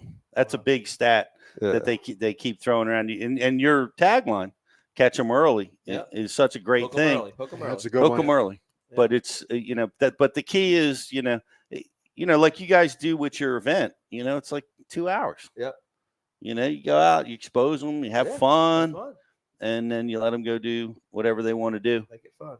Like Yeah. Jake, like I said, Jake, when he fished that tournament at Union, he it was almost like, oh yeah, I got 2 big ones. I'm gonna sleep now. And he just slept, So and I'm like, awesome. Jake, at least throw your bait out. Just drag just a drag Carolina it rig while, out there. while you're sleeping, Yeah. But now he's engaged, so it's been Yeah. it's been fun. We're super excited. Talked to the BASS tournament director. We're going down to Chickamauga for the high school nationals next week. We leave Saturday, and oh man, I had the boys out yesterday on the Chesapeake, Max and Jake, Yeah. and I'm our research is saying that we might be punching because it's matted vegetation. So we rigged up some 1 ounce weights. Max was awesome. He was like, "What?"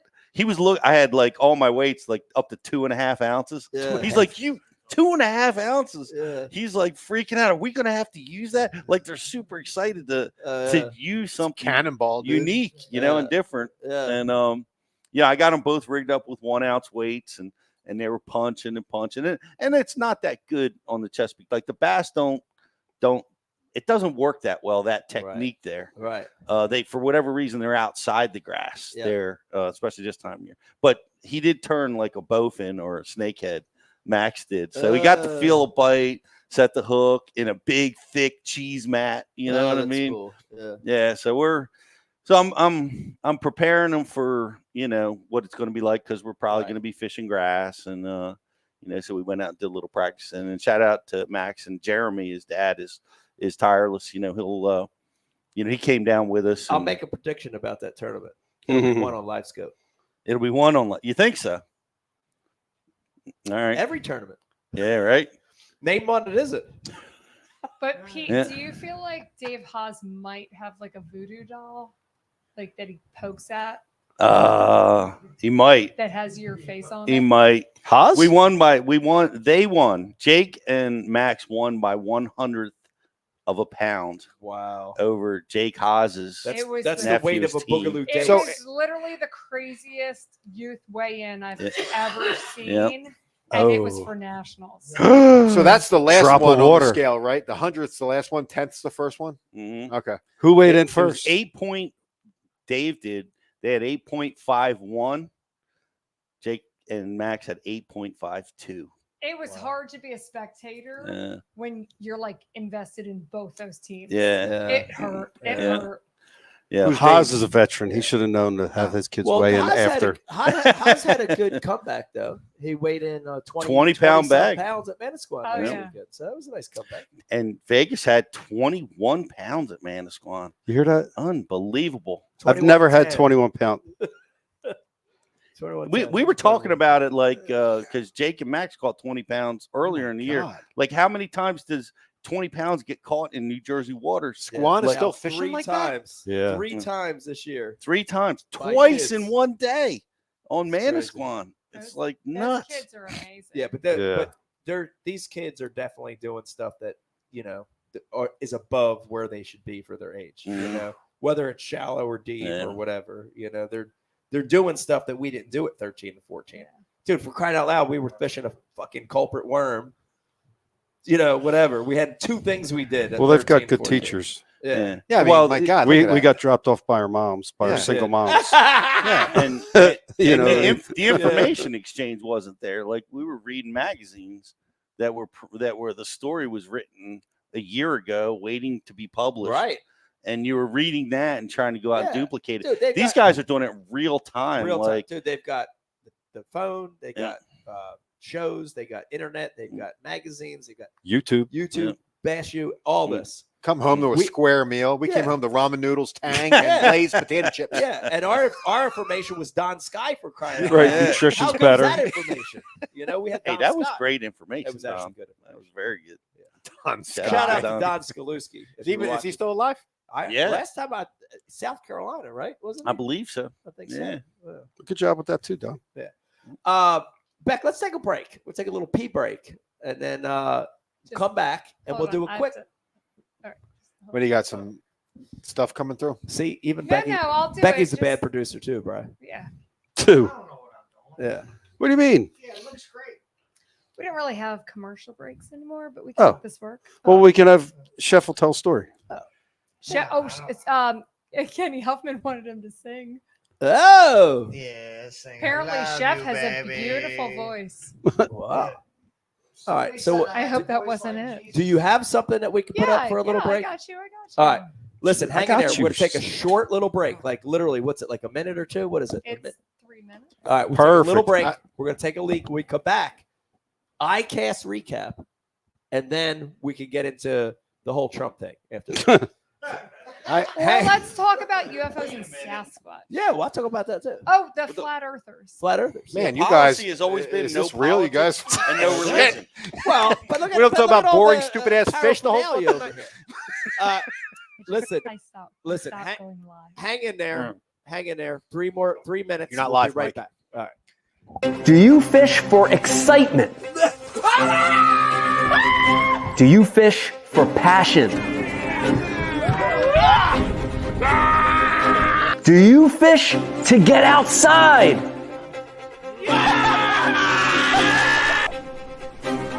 Or do you fish to win? Abu Garcia for life.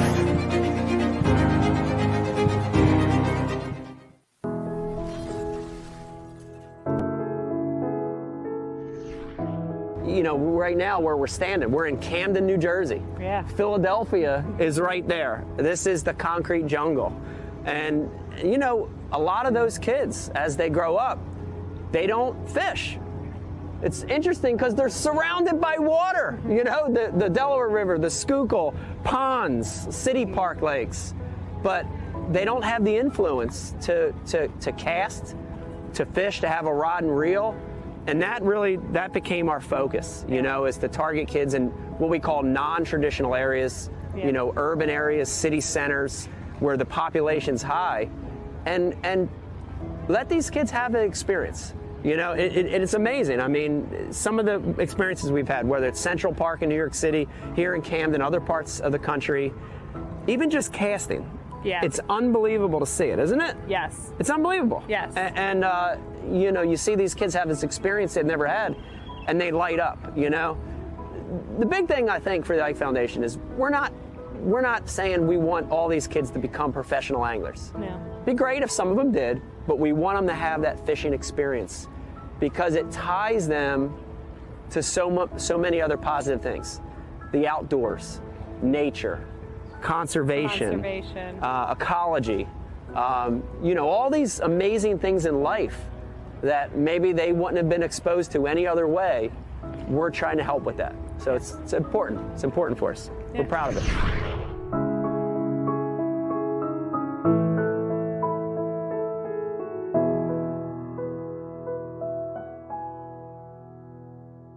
I subscribe to Bass U TV, and so should you. Great place to learn about anything you want to know about bass fishing. You get it at Bass U. We got the best of the best. I'm not just an instructor, I'm a subscriber. I'm John Cruz, and I am a subscriber. You can always learn, and watching Bass U is definitely helps with that. It's something that I like to do, and it's definitely something that you need to do. If I'm still learning, you should be too. Subscribe to Bass U because you'll learn how to catch a lot more fish.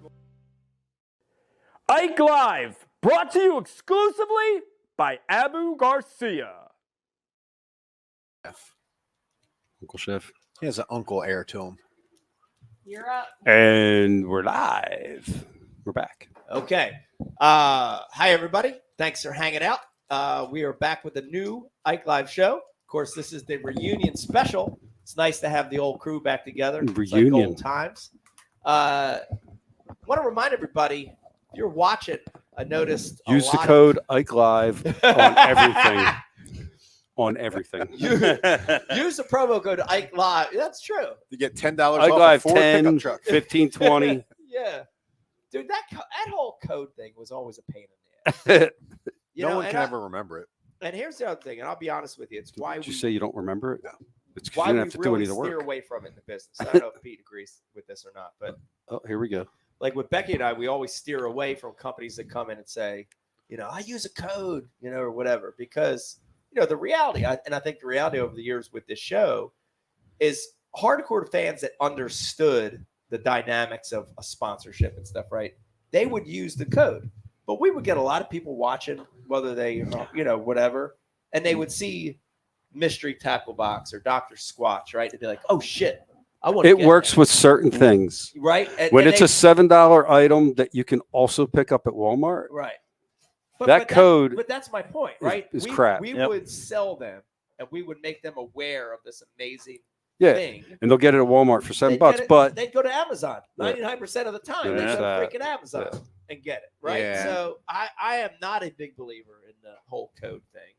We struggled with that. learn Remember the code. back in the day before we preceded the internet. Do you remember that? Yeah. Like we get sponsorships and they would want to track sales somehow. Right.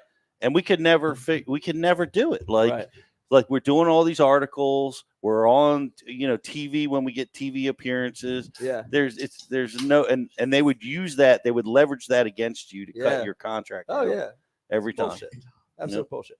Yeah. But anyway, Yeah. if you have a question or a comment, please chime in.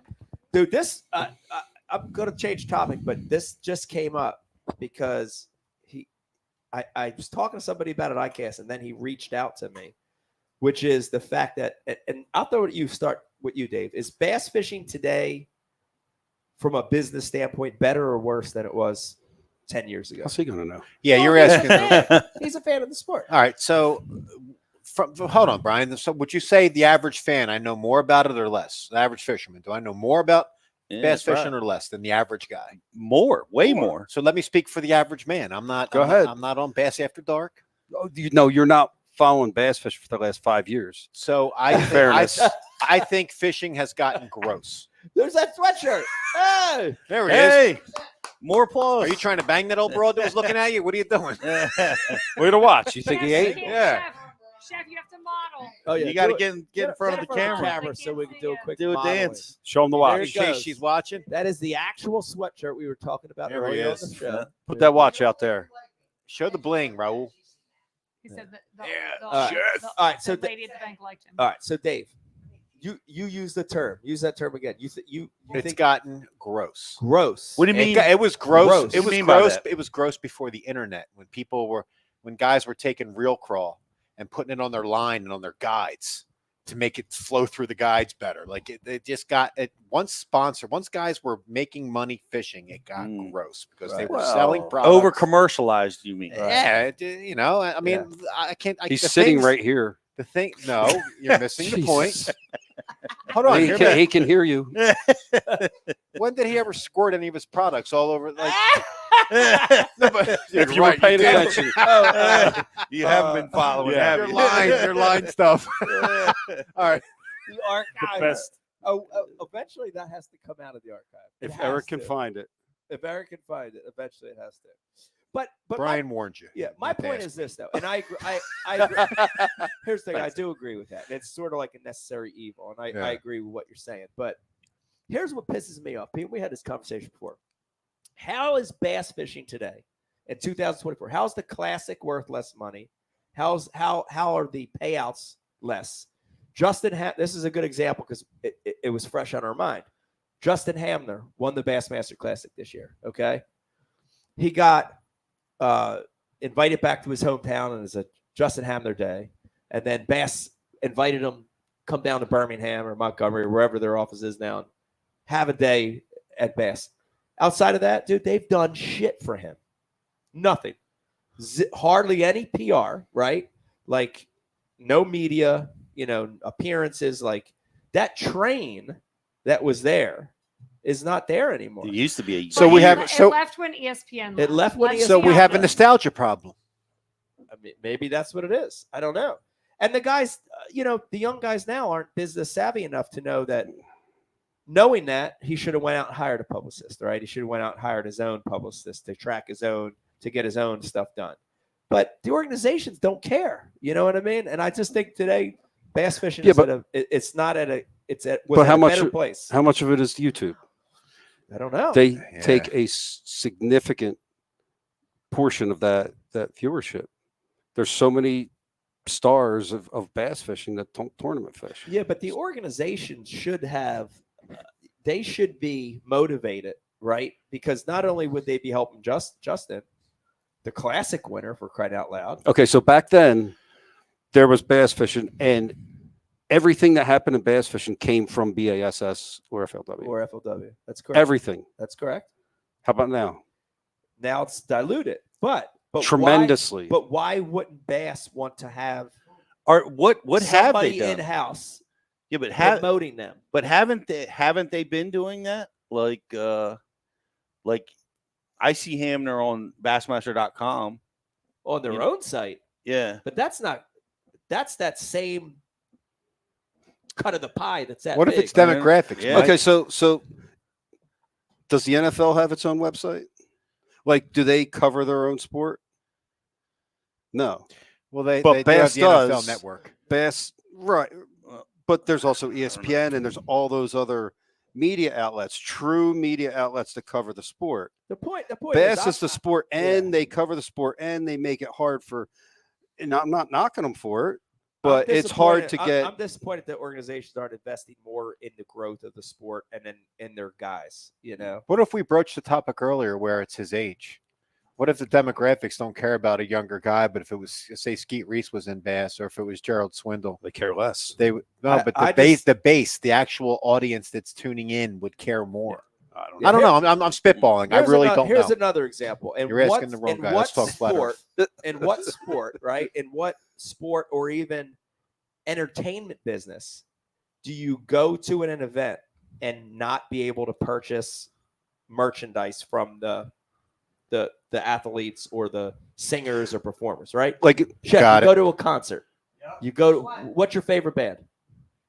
Hardy.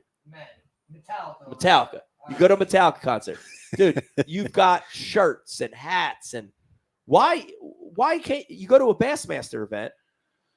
All you can get is a Bassmaster T-shirt. I want a Justin Hamner T-shirt. He just won the Classic, cried out loud. I want a Swindle shirt. I want, I get it. Why is that not provided? Like James, it's crazy. It's crazy. I want a Vegas the Hammer hat. So, but hold on. Like, all right. So I guarantee you, Vegas the Hammer would sell more hats than Justin Hamler would sell socks. All right. But my point is, like, how many people know? I never heard of this kid until you said it. I didn't even know who won the Classic. I'm gonna be honest with you. Brian was right. You shouldn't ask me. Right. But the point is, like, the average guy doesn't know who Justin Hamler is that goes out and tries to hook a fish in the face. Right. Well, maybe that's part of the problem. I don't know. Interesting. Got sidetracked. Sorry. But to Dave's point, that is the point right there. It used to be whoever won the Classic, that was the Super Bowl of bass fishing. Yeah. It was like the highest thing, like the accolades, the name. It was like just thrown everywhere. Yeah. Who's that? Who's Justin I Hamner? think like, and I'm not saying that to be mean to No, I'm Justin not either. Hamner. I'm not trying to I'm saying, disrespect. but where did we lose that that's the guy that won the Super Bowl? Becky, I think Brian's point's a very valid one. Is like things that happen tremendously now, like they're gone. Instantly. Like you used to win a Bassmaster tournament and you could celebrate that you were the guy for a month, 2 months till the next one, to the next article came out. Now it's forgotten. gone. YouTube's out, with their next thing. You got the YouTube stars. They're just swarming it. But that's because there's a million points of information coming in. Yeah. Same thing in politics, like things that used to stick and ruin someone. Yeah. It's forgotten about because a day later someone did something worse, and there's a million points And of there's info another, coming and it's in. happening Yeah. at lightning Yeah, speed. yeah. It's the information war, right? Like, Yeah. But we also churn through anglers. Let's be Yeah. honest. Yeah. We bring them in as quick as we toss them right back Yeah. out. You I gotta- come in, win a but that's- tournament, I gotta and say- a year later, But you're there's gone. turnover in sport, all sports. Mike, I'm looking at Jake, who is now invested in this sport. Dude, he knows who Jay Securit is. Yeah. Right? He's watching. He's fascinated with Taku Ito. Yep. Like mainly because I had texted him The dice, the I fuzzy dice. I congratulated him on the dice thing, Yeah. and he texted me back, or what? Congratulated him when he texted me back. He goes, small dice, no good. Big dice, top secret. The And ones that you not no put on more. the car Yeah. mirror Jay- is the ones you want. Yeah, From the rearview exactly. mirror. The real, Yeah. but so he's getting engaged. Yeah. He's watching the tournaments when Yeah. they're on. Yeah. So I think I don't know, a lot of kids. He's starting to get it. I don't know if they're doing. They could do I think they got a tough freaking job in the tournament organization's defense. Is like it's happening at lightning speed. It's Yeah, but they so created much this coming out. shit. So listen, Matt Weimer said classic should be the end of the year. No sport starts the year with the championship. It I worked agree. before. It worked before. But think about the world we live in now. Why would you hold the classic In the middle of the season. in the middle of the season? Makes Yeah. no sense. It's Well, just it's like the it's totally sense- lost. the Why sen- wouldn't you I- change this now? but has anyone ever asked them guys? Yeah. Well, the answer. I'll give you the answer. yeah. They sell more booths. They get more people in the In the February, stands. March. They make more money when the classic is in February and March. They haven't tried the fall. When's They the last time haven't they tried tried the the fall? They haven't tried That the fall. argument But they're sucks. they were always afraid to lose the hunting population. Wait. Hunting and MLF college MLF They is football. end going the later season this in year, August. They end the season in August. or is it April? Yeah. MLF moved back this year. It should. I agree. I It know, should be they're at the all- end of the season. They don't modernize. They're like snails. Yeah. Well, Snails. they have Tigers to. love snails. It's fishing in general. It's generally 10 years behind. I mean, we started this podcast. The entire world listened to podcasts. When we started, it took forever to get people to listen to them. Now everybody in fishing's got a podcast, Yeah. but That's true. so fishing in general is just 10 years behind Yeah. the rest of the. Yeah, maybe the answer universe. is there's not one reason. There's a lot. There's of reasons, like you know? everything. It's Yeah. always. Yeah, but I am. But the disappointed. dilution. There used to be 3, 6, and 10. Right. You had 3 TV channels. Right. Now, how many are there? Right. Yeah. Super diluted. So it's the I opportunity is there now to get out, right? That wasn't there before, but now. So, Right. But what is I Bass had- doing? I had a conversation with Derek Hudnall. Excuse me, Dave. Okay, good. Derek publicly retired from top level fishing Yeah. because he wasn't making a I'm surprised he was livable at income. ICAST. Right. I saw him at ICAST. Yeah. He loves the industry. He wants to stay in it. Really? Yeah, he wants. Oh, He wants to. He's trying to find a way to Just doesn't to- want to give his money away. find a job. But his as a professional angler and his current, sponsorship base and his winning percentage, it doesn't add up. Right. And it's that way for most guys. Sponsorship dollars are, especially now in this economy, are on the downturn. Guys are struggling to do it. I'm impressed that he publicly just announced that and said, hey, Right. this isn't working. I can't win enough money, and I don't have the sponsor backing, but I want to stay in the sport. Yeah. I think there's a ton of guys like that. I think the sport continues to suffer that way. I've always hated it. You make the elites, dude, you get $100,000 bill. Yeah. He always said You that. get $100,000 bill to make Yeah. the top level. It's just a recipe for disaster Yeah. for most guys. Do you think that changes? Like, do you think for two-part question? First part, how soon before there's just BSS? Like, how soon before there's just one major organization? That's a great question. I mean, that MLF, man, I've been hearing this forever. MLF, how are they staying in business? How are they doing it? The people aren't watching. The people aren't following. Erase whatever three-letter name we're talking about. How soon before there's just one major? I don't tour? know. I No, but can't it- answer it that needs to question. I happen, don't know though. that it'll happen. I don't think it's gonna happen. And then if that does happen, does your question How you can it always happen? said 'Cause- about getting a bill when you make the big leagues, that ever change? I don't know that it ever. I don't know that it ever will. We Mike, you've tried this diligently. The anglers have tried to organize and try to be a business that can deal with Never the works. tournament organization, and we just never can get everybody on the same page. It's a And shame. you know, as a result, you know, especially in a tough economy like this, the anglers get punished. They get punished because they are the first ones on the, you know, the cutting room floor, man. They're Yeah. when budgets get When tight, budgets get they're the cut. first ones to go. Advertisements are first to go. And here's the other thing. So the advertisement dollars are not going to the tournament side because the tournament anglers will find their way there. It is what it is. Like we've all seen that every major corporation in the fishing space has all these different agencies they work with to target, like, okay, here's the Hispanic demographic, here's the female demographic. So their money is going to get people into the sport to buy their products, to spend money, and they're pulling it from the tournament side. Could be. So you like So like other youth sports, like, oh, it's football, it's soccer, it's wrestling, it's like you put your kids in, like they know that stream is just coming, it's coming, Right. it's coming. Bass fishing, it's not the same. No, I get it. So the money is put into like, how do we get more? How do we get more? How do we sell more product? Where do we have to find? Right now, it's all about women. There's like, why though?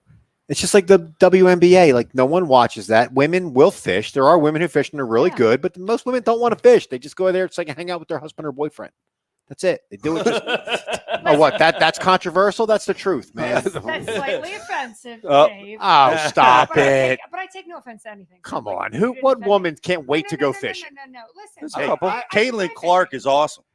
Don't name me the exceptions. What I'm average watching her. wife can't wait to go fishing? Heather Stockel can't wait to get in a boat. Come on, dude.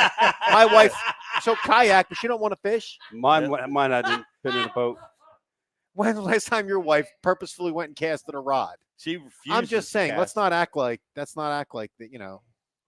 But here's the thing, like just Yeah, but like remember we where should you are. introduce- but no, I'm not offended. But the point is, like, as we introduce fishing to youth, we should introduce it to both genders. But to try to get women into the sport of fishing as adults and put so much money behind that confuses me. Is there? It also confuses me. Hold on, because this bothers me. The Bassmast her thing as a female, and I know everyone thinks I probably don't have a vagina, but I do. She has a What? vagina. Who thinks But no, that? wait. That's- I'm just joking. But listen. I don't want to comment. be seen as a separate person. I want to be respected in the industry for what I do, not because I'm a woman who did what she did. Like I work just as hard as anybody else. Like, so whenever we do this whole gender thing, we're like, well, here's women and let's do this for them because they did this in our sport. That offends me. Like, So but it's women in Bassmaster that are pushing that. I know it But hold on. bothers me. All right. I'm a layman with this, Becky, and I rely on you. Are like fishing companies sending money, like doing advertising toward getting broads in the fishing? Like, is that a real thing? Oh yeah. Broads Yeah. is an offensive we term. pull it? I wish we could pull it. If there was any possible way we could pull that picture up, it would be great right now. But if not, I do want to play devil's Why would they do that though? But let me play devil's advocate. Girls don't want to even get the hook. You know what? If you want to market something, market a way to get the hook out of the fish's mouth, because that's what most women don't want to fish for. Because they got to deal with the hook and the mouth. Yeah, but listen, there's women who fish, so support them just like you support the men. yeah. But don't single them out. Like you don't have to have. I don't know. I like it from the standpoint that I'm playing devil's advocate. I like it because you're creating role models for little girls, right? You know, Vegas, your sister's 11, right? Is that how old she is? 11 or 12. She's 11. Dude, I want her to be able to turn on fishing and have a role model. I want her to be able to pull the magazine. Yes, but why can't that woman get here the same as a man? Well, What do you mean? Why can't she? Why can't she? Becky's saying, why don't they just enter the mainstream tournament Yeah. system? Why? Why this isn't don't? this isn't football or basketball. This isn't a sport where why would it be different? You don't have to have like muscles or a bit. You know what I mean? No, Like, I don't think it is different. I mean, that's what I'm saying. Like, I want her to have role models. I totally agree with you, but why do we have to make a point to be like? I mean, that's just what society does. I mean, when the Redskins quarterback won the Super Bowl, I think that somebody asked him, "So how long you been a black quarterback?" You know? Yeah, Doug Williams. Doug Williams. Hey, it's It's like just all stupid. my life. Pretty much as long as I've been a quarterback. Yeah. But it's just like, But yeah, what whatever. they don't realize they're doing is they're diminishing women. Like they were given special treatment because that's what happens behind the scenes. It was like, oh, well, she's a woman, so she was given that. No, just throw them into the ring with everybody else. So, Mike, are marketable anglers secretly and quietly wishing the demise of one of the other organizations so that it gets hyper focused? It's not so secret. No, it's not secret at all. Yeah, everybody's for. Well, I'm trying to not be direct and blunt because I don't know what I'm supposed to say or not say. So I'm trying to like tiptoe around. We've talked about it on the show, David. One organization now because Brian's making me We've feel seen it. self-conscious. I'd rather as have a him over there. solution. Yes. One organization is the solution, I think. you Well, know? I had pretty good inside information. Oh boy. In fact, reinforced this week at Deep ICAST, state. that one of the organizations is For right sale. now for sale. Teetering. Yeah. So pretty solid. You know, info in on spite of all this crap that we're talking about, like, dude, And these are all our opinions. Becky, Just our opinions. I love this crap. Like, I mean to tell you, I'm out there in the tournament, like on the Potomac River, and man, I got a limit. I jack a 5-pounder, and I am shaking. Like I know I'm getting to the next level in this tournament. My mind is engaged like nothing else that I do in life. Yeah. Like there's no other activity that I participate in that can even come close to it. Yeah. It like takes me to a level 10. And I just love it. I love the study of it. I love practice. I hear guys talk about hating practice. I love practice. Yeah. I mean, I love getting out on a body of water and trying to decipher the habitat, use the new technology, or decide if I'm going to go old school and figure out the patterns, get in the mix. I'm devastated when I have a bad tournament. You know what I mean? It's like the high highs and the low lows, but it's a freaking awesome sport, right, Vegas? Vegas, put the mic right to your mouth. Yeah. Would you agree? This sport is awesome. Yeah. When you caught 21 pounds, when you caught that 5th fish, how did you feel? Well, when I caught the 5th fish, I was kind of like still upset a little bit, so mad when my friend's just right beside me catching more fish than me in the morning. I was fighting a long time. Father, son. Yeah. But Never satisfied. I think when we got rid of like the what was that, like the second fish that was like a 3-pounder, Yeah. then that was when I kind of was like, I think I got this. That's awesome. Well, I mean, I get psyched on it. I watch Jake compete, and I watch him lose fish and catch them, and teaching, imparting that. You can just see it. It's so cool. It's a totally unique sport. I absolutely love it. I think I'm going to be doing it like Rick Clunn style. I don't think I'm out. Keep going. I want to keep going. How old is Rick Clunn? Beck, do we have an actual age on Rick? Is he in his 70s? Yeah, he's mid-70s. Mid-70s. Okay. Mid to late. I knew this. I'm brain farting. It's called mid-70s. But a lot of it's too is who you're traveling with. You know what I mean? Like it's changed. Like back in when I was starting, it was all about making the classic and trying to be the best angler that I could be, best in the world. And now it's I love trying to win the tournaments. I love the camaraderie. I love the people I'm traveling with. Yeah. And it makes it a great experience. But man, there's nothing that brings level 10 out of me like a tournament does. Yeah. Great sport. I love it. Sport. We got to. I would love it if the rest of the world we could help them see that. You Right. know, I don't.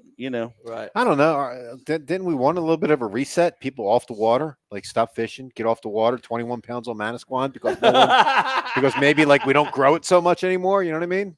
Well, I don't know. Yeah. Do we want more people on the water? I don't know. Yeah. People Well, that's the other do side. gripe about it. Do we want to grow it? I like it how it is. The boat launches aren't crowded. If you move to New York, man, they're never crowded. Oh Yeah. my God, there's I remember having Newton Lake to my entire self, running my outboard on it. Yeah. And then this guy has to go do windmills on the deck of a boat, and then it's like bumper to bumper out there. Everyone's out there fishing. I had Newton to myself, dude, on pad. Vegas, isn't Yeah. that great? Isn't that great? I get the blame for ruining Oh, fishing. Vegas, you have no idea what your I dad mean, you did do. for fishing Pete in should South. get the Brian, blame. you better You- back me up. Don't play oh Bass no, After it's Dark on me. It's not even a question. All right, Yeah. he ruined Out there, South don't, Jersey. Don't shit my shit. He ruined South Jersey, I Vegas. coined that. Your I've father been ruined spreading, I've South been Jersey. spreading man. that word for We got since a we lot. started. We got a lot of letters when we moved onto our lake that it was all our fault that people were sneaking on. Yeah, it probably was. I mean, it's only because we couldn't. And Rick Clun is 77. 77. Wow. That's not too old anymore. That's amazing. And he's still competing at the highest level. And he still loves it. And he still loves it. You just, if you love what you do, just keep doing it. Keep doing it. You I know? wonder if he's one of those really rich dudes that have like a Beck. young stud 18-year-old lifting Text. weights and staying in shape and doing the blood transfusions with him because they're the same blood type. You know what I mean? Wait, what? That would be awesome. Rick Clun, blood transfusions, Yeah. younger athletic men that he pays on staff. Yeah.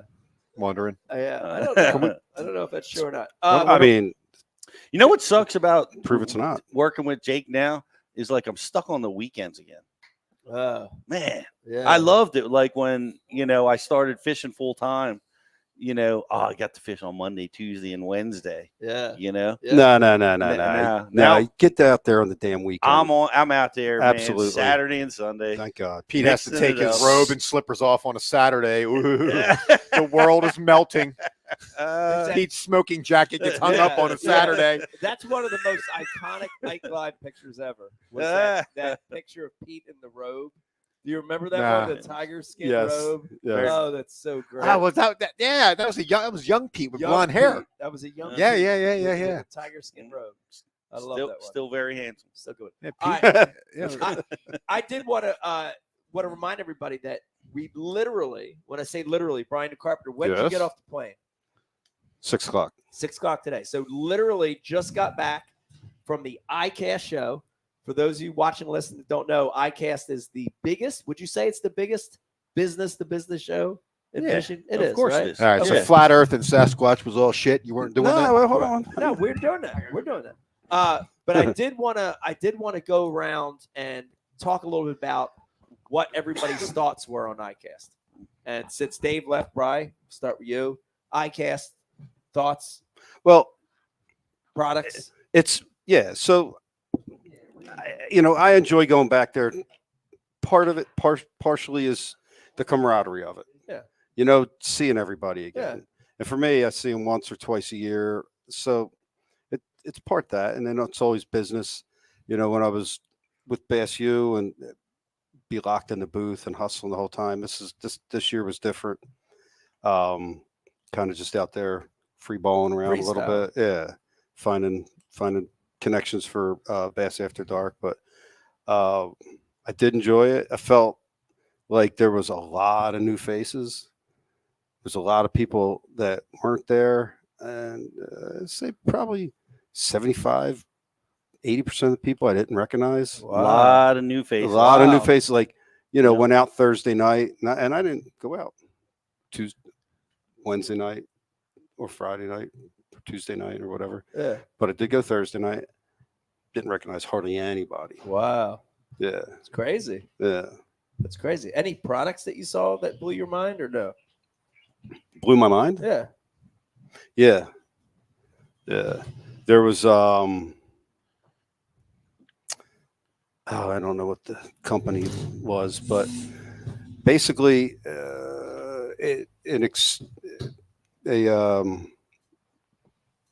external words are hard for the transducer, transducer mount. Yeah, alongside the trolling motor. Yeah. That attaches alongside of it, and a set of pedals, and you can have that transducer move with the pedal. Mm-hmm. You can have it move independently of the pedal, or you can have it follow your rod. And there was a little module that would clip under the reel, and whatever direction you were pointing your rod, that transducer. Whoa, was that's looking at. interesting. Yeah. AI coming, Vegas. So that was Dude. pretty cool. There's another one where there's a live scope that connects to an iPad, so you don't need all that other stuff. Wow. So just some of that stuff is pretty A neat. lot of live scope products. Well, I this mean, year. that's the biggest. Oh yeah. The big one that I saw that I didn't see it, but I'd heard about it was a portable live scope unit. That's you what hear I was about just that? talking about. Is that It the goes one? to the iPad. Yeah. Oh no, they used them at So- Champlain. Co-anglers. Yeah. Wow. Yep. Bank fishermen, co-anglers. Yep. Literally, bring their can own you battery? imagine- Dave, can you imagine your co-angler shows up With a battery. and instead of back in the day, you'd have, remember the Tackle Logic bags? He'd have like 5 Tackle Logic, 20 rods. And you'd look at this car, you'd be like, what the hell? You get on my boat with all that stuff. Now, they're only showing up with 1 or 2 rods, but they got their own live scope. A Getting in the back co-angler of with a the live scope's like a homeless guy with a cell phone. I hate them both. A co-angler with a live scope. It's a homeless guy with a cell So phone. good. Yeah. Why does a homeless guy with a cell phone upset you?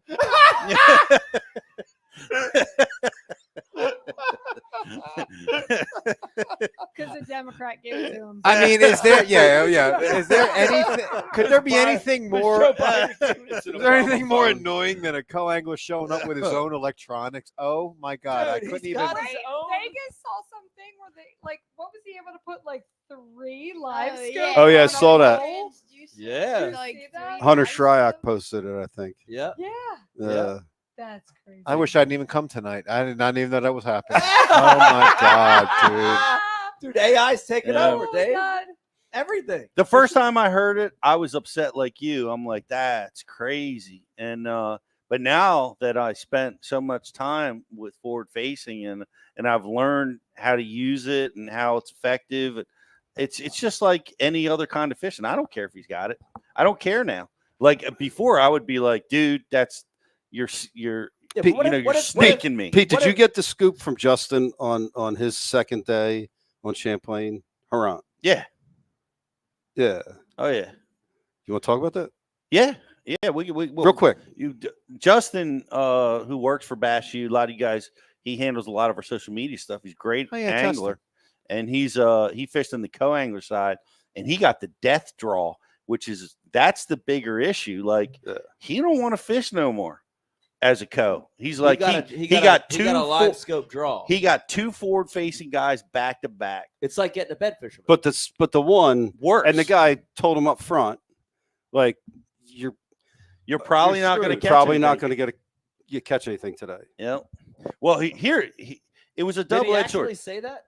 He Yeah. actually used those words. Yeah. You're probably not going to catch. I'm gonna tell who the first guy was. Is one of the greatest. Is Drew Gill. Like Drew is awesome. He's like Justin. It's going to be hard. He goes, but at noon I'm going to take you to get some fish. So like he was, he had a plan for him, knowing that Justin was going to be just fishing in the abyss. Right. So That's God, that's solid though. So, but it was solid to Drew, and Yeah. here's the other positive Did side. he actually go? Yeah, he did. But for an hour. Drew has a strategy for using it that I've never seen before, and he got front row seat to see how it's done. Right. So that was Yes. freaking amazing, and he caught 12 or 13 pounds that day, which wasn't horrible. Kept him in the hunt in the co-angler side because he did. He took him to a couple places, and he wound up catching like a 4.5 because Drew would caught one and he brought a few back to the boat. Justin was able to drop on him and get one of those. Gotcha. And then they went up and he caught like 2 or 3, and he had 12 or 13 pounds. But the next day he went out with another guy whose name I can't remember, but he scoped differently, and Justin, he zeroed on Lake Champlain when it was fishing at its peak. I hate hearing all this. I feel like a 5-year-old who wandered into a mall Santa's changing room. Well, I think or the co-angler side is going to be a hard sell. I heard they're getting rid of it. It's going to be a hard freaking sell. I heard it's. Who wants to sit in the back of the boat and get You subjected heard to they're that? getting rid of co-angling altogether. I heard that. Who said MLF or Opens or everybody? I heard opens. I don't know if there's truth behind it. Yeah. Well, it's even on the Marshall side, right? So we're talking about co-anglers that are paying to fish against other co-anglers. Dude, they cannot draw a full field of marshals in a BASS event anymore. They need marshals. They can't. They need people to police. They cannot get marshals. Like I've seen them where it's less than half full. I think the biggest field I saw this year might have been like 60 or 70. You have to pay to be a marshal? You have to pay to be a marshal. Well, that's why. Nobody wants to pay to do that shit. But Okay, just put them on there. They need. I mean, the some next step police is to get rid of that. But even after that, are you going to waste 3-4 days out of your life to go watch some dude's ass? No, I'd rather give a homeless guy a cell phone. Right. Give the homeless guy something. Yeah, it's. I've always been a proponent of being a marshal. Vegas laughing. Oh, thank you, Vegas. Why? So listen, we have someone. Oh my god! Like just give a homeless dude some live scope. No. Yeah, give him a live scope. Yeah, too. Under yeah. the bridge. Teach a man to fish, you know? Jesus. That'd be a better Y'all toy. see my mini me? Does anyone not notice that it's like if I were a small child, We got a. boy? Oh, we got to get. Do we have a guest? We did. We have a guest. So this Let's do it. This young guest was also at ICAST, so he can give us some insight into his thoughts on ICAST. I would like to know that. But he was also here and given many names and has been a part of. Really? Yes. Eric Intern. Oh, shit. Look at Eric. Yowie! Look at You that. thought I was gonna miss the reunion? Come on. Damn, I knew it was gonna happen. Hey, Eric. He Yeah. might have no sound. Well, Your we got sound's off. Well, if, Oh no! Wait! what happened? I Oh, know how to hold on. fix that. Becky Hold can on, fix Pete, this. Hold on. So if you're watching, this is a normal Ike Live glitch. We have a producer that has no idea what they're doing. How dare So, you? All right, Are you there, E? let's try now. You thought I was gonna miss the reunion? Oh, Come nothing. on. Like muted? Beck, you got to hit the. Hold on. My With the mic's mustache, on. he looks like a young Beastie Boy. I know. What is? Well, the haircut looks great. The haircut looks great. Uh, So I hope we can get Eric on to talk about well, his hold on. thoughts. We're gonna about just read his lips for a second. Hold on. Uh, Let me work on this. Okay. Y'all talk My about mic. Have him go out and come back in. All right. He's trying I'm to tell you good to something. go. He hears us. He I don't hears know us. about you Oh, I yeah. know he does, but it has to come through here. Yeah. Hold on. All right. All right. Let's continue while Stand we're by, waiting to Eric. get Eon. Vegas, let's go to you real quick. Thoughts on ICAST?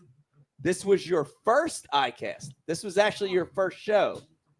So give me your thoughts on ICAST and any products that you saw that you liked. I mean, it was cool. Yeah. A lot of new products, especially the like stupid 3 live scope thingies. Right, On your transducer. right. Close. Talk. yeah. Talk close to the mic, Yeah. Vegas. Yeah. I So, think the new Lowrance, what's that called? That new oh, Lowrance the motor? Rampage. Yeah. Rampage, I think it is. Or- What's that? So, Ghost launched a cableless trolling motor. Mm-hmm. It's got some real cool features on it. So And, actually, I yeah, was excited Bluetooth. for it for the kayak world because it has ability to mount on the front of a kayak. Yeah. It's it's cableless, so you can that's cool. put the pedal back here. And Yep. I thought that was cool too. I'm on Ike Live. What else, Vegas? Brian and them in I mean, studio. there's We a do lot the of whole, new Ike Live things. I reunion. saw Yeah, the Ghost's glasses. They're about Oh, That nice. That was cool. The Nines had a bunch of cool glasses. Yeah. Any products that you saw that you got to bring home that you thought was pretty amazing? Yeah, what's that company called? Vector Hooks. Ooh, yeah. Vector hooks. They're yeah. really nice. Their punching hook is really good. Cool. Nice. That's awesome. Yeah. Cool. So you thought the experience was good for your first ICAST? Yeah, it was all right. It was definitely tiring. How long did we spend there? Like We're like 8-hour days. 8 hours. Yeah. 8-hour days. I wish I could fish though. It's a good answer. It's a good answer. Pete, anything that you saw that was mind blowing? How did the show go? It was, it was interesting. I was interesting to hear Brian talk about a lot of new faces, and I saw that. I'm seeing it at the tournament trail. We're seeing it in the whole sport, but it was a forward facing show. A lot right? of forward facing minnows, line, screens, minnows, line. yeah, everything forward facing. Yeah. You remember on this show we were talking about man, this technology, they're probably going to come out with a whole series of baits. Yeah. And that was prophetic, and it's true. It's what the whole freaking ICAST Are they was. able to pinpoint baits on the sonar now? They got tungsten shows up better than lead. The flat. I didn't even think of that. The flat nature of the bait will show up better. There's actually a company out there that has something you can put on the bait. Yeah. Bait pop. Bait pop Yeah. to help it show up better, because seeing your bait is the magic, right? That's because the fish will show up, but seeing that bait consistently, being able to cast into that cone is a real talent, and it takes a lot of practice. But it was all about forward facing. And you know what the other one was? What's that? The what is it? BFS bait finesse bait casting. It's those two. Yeah, dominated the show. Yeah, bait finesse again. Yeah. Bait finesse is like really. Yeah, some of the companies, like, they're investing in the whole marketing, Japanese product lines mostly behind it, reels, rods. I Ken had a setup with a casting rod and a little 100 lures that I used today. Super shallow spools. Felt so nice. Yeah. Except for I was in Florida. You were fishing today? And it did not. Yeah. Yep. And it didn't handle the grass too well. You fished with Ken? Mm-hmm. Want to talk about it? Yeah, we'll get there. Huh. I didn't know we were getting there. But he's a golf course pond stuff. Here's well, I hate to go on the negative side of things again. Doing that, but there's a lot of that. But with the forward facing, like focus, it's hard to sell a crankbait right now. Hard to sell anything. And a jig, but a jig head at a minnow. You can sell a jig head in a minute. You can't keep them in stock, right? So. Yeah, I had of like the industry and the people out there bass fishing. What's the percentage that are tournament anglers, or what's the percentage that actually have live scope? I want to know that number, and that's got to be a fraction. There's been estimates like 5 to 10%. I think, and that's a high estimate. way less. Yeah. So, but those 5 to 10% by a high percentage. Yeah. Right. So it's not exactly even. Like those 5 to 10% have way too much tackle, like myself. Yeah. And the people that don't have it tend to not have as much tackle, so they're not buying as much. But you still, the companies out there, they're struggling to sell those other product lines. Even so, but they can sell the crap out of that. They can't keep them in stock because it's new. We don't have it. I already have crankbaits. Yep. Could be. Maybe so, but they sold really good for a long time. Yeah. They'll be back. Yeah, I'm just looking through my notes, but that was one of the big things. We got notes on. All right, hold I on. always take. I thought you took notes on being there in general. I did. Oh, TikTok. TikTok. TikTok Pete's was wild. ever present influencers. Really? Yeah, Bass and Bougie. I'm a grown up there. The dude from Georgia is Bass and Bougie. His wife is, I think, Bougie. Well, I think that's Can you hear me? like, Hello? He's a hardcore bass dude, man. Fishes tournaments. His wife started this TikTok. She Ladies and films gentlemen. everything. She films him leaving for the Influencers? tournaments. and Eric gripes. in the background like a ghost. He's like, "Hello." Y'all are being so loud, and Eric, I think I finally got him. It's me, guys. All right. Do we finally have audio from Eric the intern? Eric, the light behind your head looks amazing. It does. Yeah, thanks. That's Eric. it. There it is. Like a Nah, Holy I need your Spirit? face split, buddy. It's like a fight scene in a Jason Bourne movie in like a hallway. If y'all stop talking, you can hear him. Can you hear me though? Seriously? Are we good? Yay! We can got hear you. it. You guys thought I was gonna miss the reunion. Come on. Hey, Oh, can man. you turn the TV up there? There you go. Turn it up all the way. 100. Yeah. 100. Eric, how you doing? Oh man, I'm doing great. ICAST, the state of the industry. What are we talking about tonight? Dude, we're talking about all of it. First things first, it is awesome to have you back on the show. We were reminiscing earlier that it's over 10 years now, and it's just amazing. A lot has changed in that time. No, I think I told Brian recently that I've now been down here in Florida longer than I was on like live and in Glassboro, which to me doesn't really make any sense. I know we've talked about this before, but it really does feel like after 2020, the speed of things has just ramped up to an almost indescribable degree. Like those 3 years I spent in Glassboro feel like I lived an entire lifetime down there with you guys, with the amount of memories and things that I took away from that. And then 5 years later, just here we are. Now I'm 28. What were the years that you were with us at Ike Live, Eric? Started mid 2017, I want to say, through September of 2019. Wow. Wow. Yeah. So like, I mean, it doesn't on paper sound like an extremely long period of time, but like I said, just the way life was for me at that time, I was younger. And like I said, every day just felt like way more of a holistic thing. Now I look at the counter, it's like, oh, another month went by, whatever. Crazy. Yeah. It is crazy. Now, I do want to get your opinion on this. We've been talking about a lot of changes in the sport. And I'd love to get your take on it because you're the youngest out of everybody here in the room tonight. Except for Vegas. Minus Vegas. But what looking at it when you came into the Ike Live as an intern to now you've got this big mega thing going on in Florida and you guys are everywhere. How have you seen the industry change? How have you seen the sport change? Yeah. So I like that this is the topic tonight because I feel like I kind of fall under an interesting demographic when it comes to it because I grew up in a time where, watching Bassmaster on TV still was basically the only medium to consume fishing at that top level. If you wanted people to look up to or things to look up to in terms of maybe I could do this for a career. So that's how I grew up. And that's why I was such a fan of the Elite Series and how I found out about you and countless other dudes that I still to this day hold in extremely high regard. At the same time, as I started to grow up, middle school, high school, YouTube first became a thing.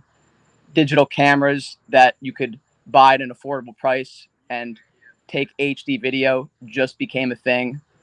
So here was this opportunity, if you want to call it that. It wasn't an opportunity yet, obviously, but here was this way that I could explore my love for fishing as a whole, not just tournament bass fishing, but my love for the entirety of fishing, which is what we try and represent with Uncle Larry Outdoors. Here's a way that I can explore that and not necessarily have to go the tournament bass fishing route. Right. And I went that way.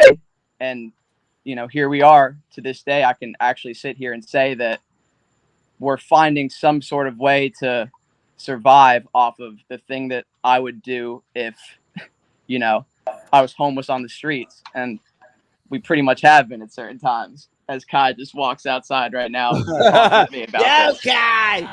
So on one hand, I come from that world where I love tournament bass fishing. I respect it. I was a fan of it growing up.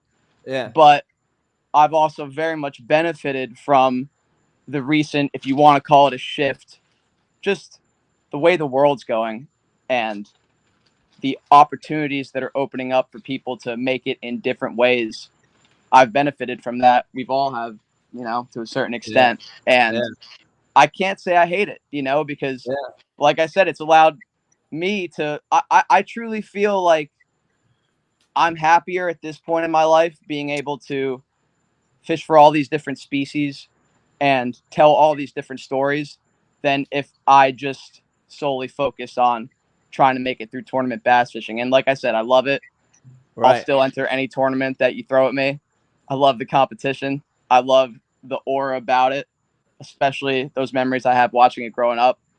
But I can't say I hate the new opportunities. And I think as things continue to evolve, we're going to continue to see people like myself who belong at ICAST, but wouldn't necessarily be able to make it through that tournament medium. You're going to see them there. And I don't think that's a bad thing for the sport as a whole. Yeah. We said it several times in the show already that just hardcore tournament anglers and the fans of that are just a little slice of that pie.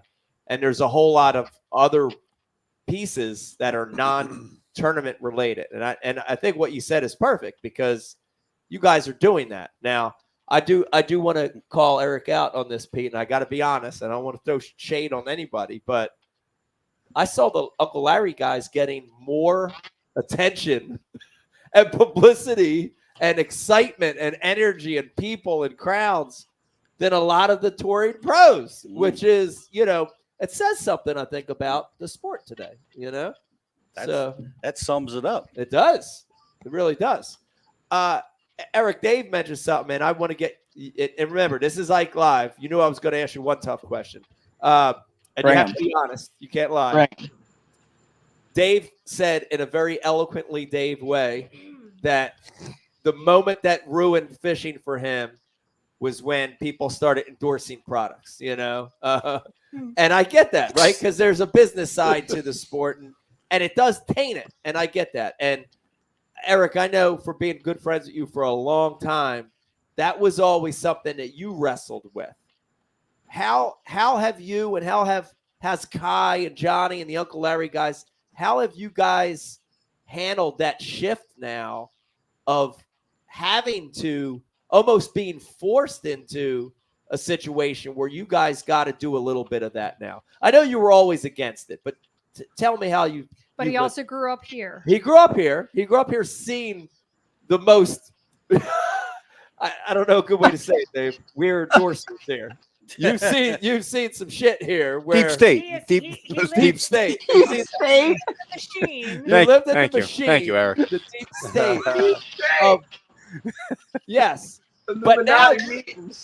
But now listen, but popularity and views and people liking you have created these new opportunities for you guys, and you've had to accept it.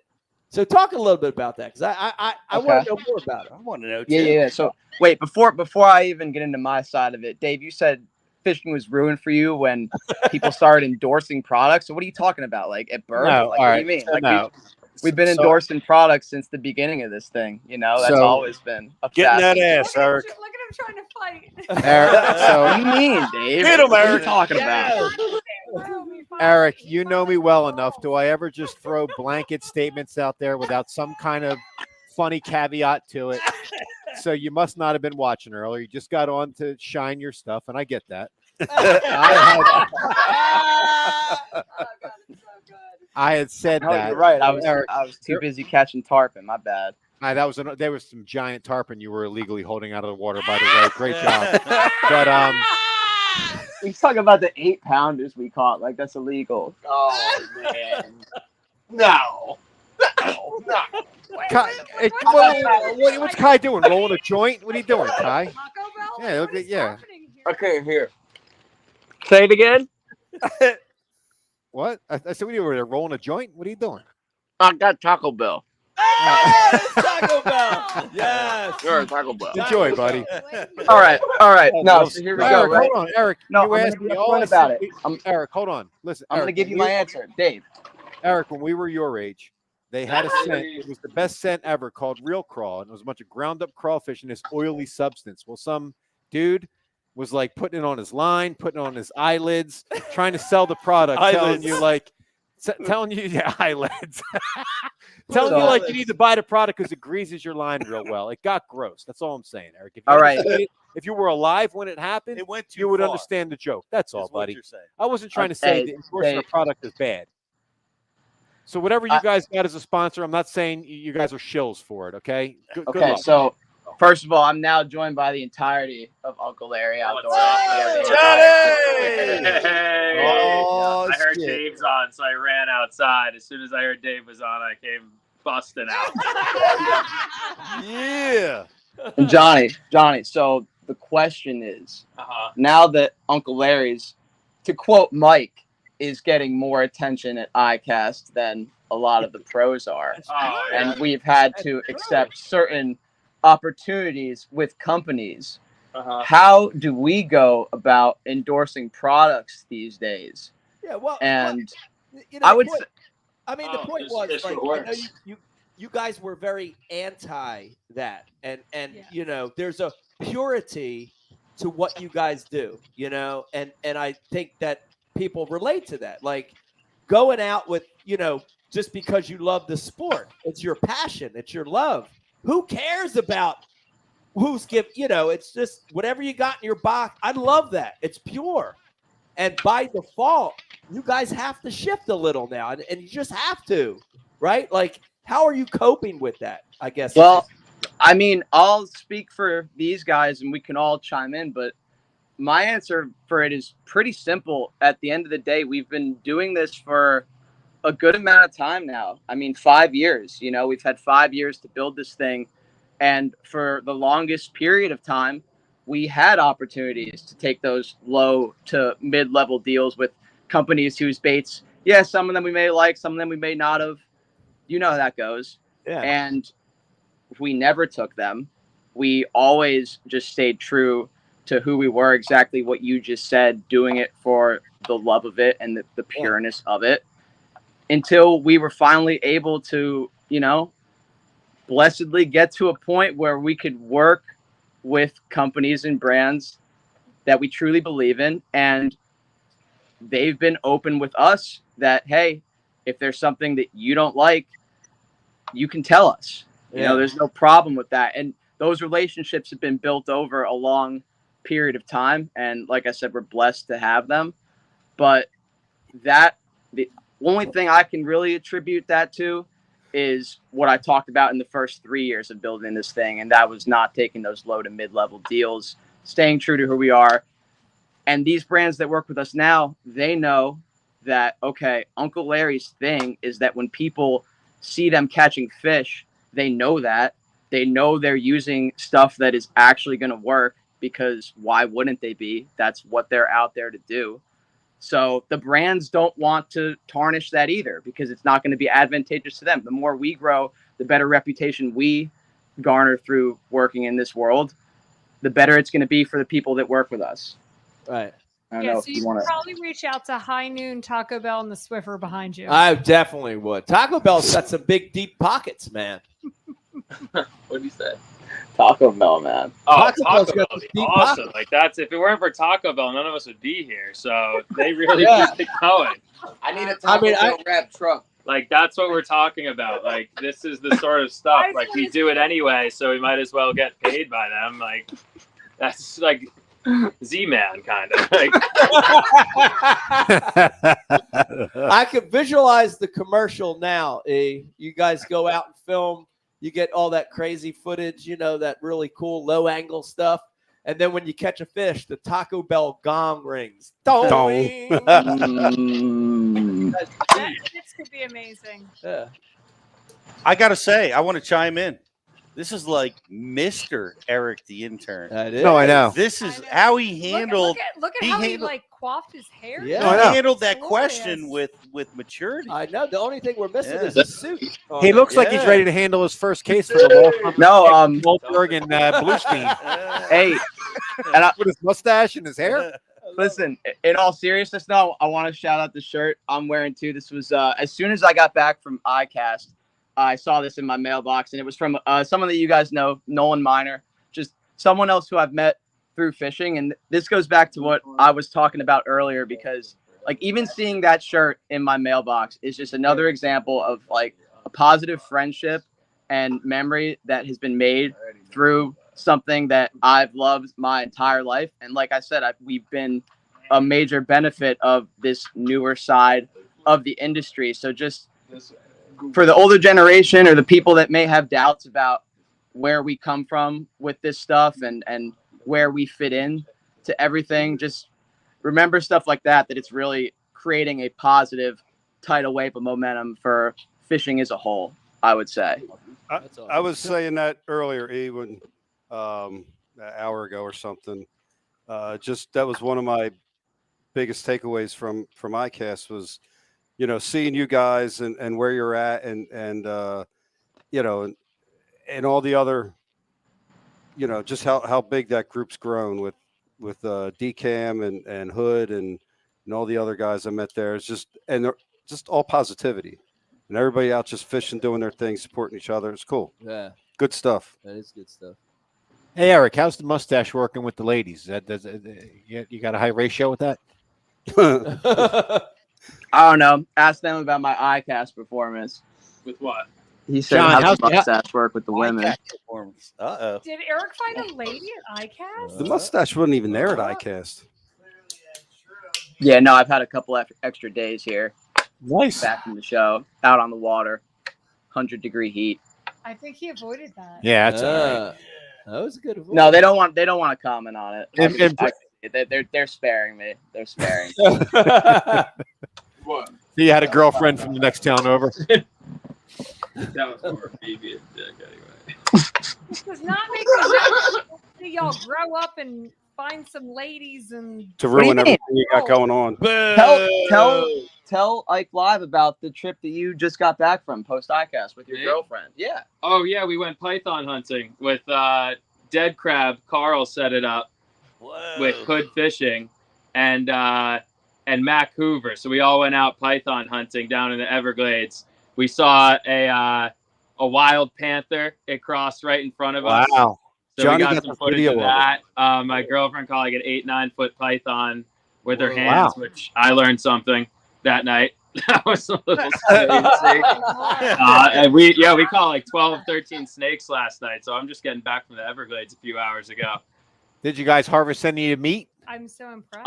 Well, you have to humanely euthanize all the pythons legally if you catch does them. that mean? So they kept the meat, and then they're gonna make some like wallets and stuff with all the skin. Okay. Yeah.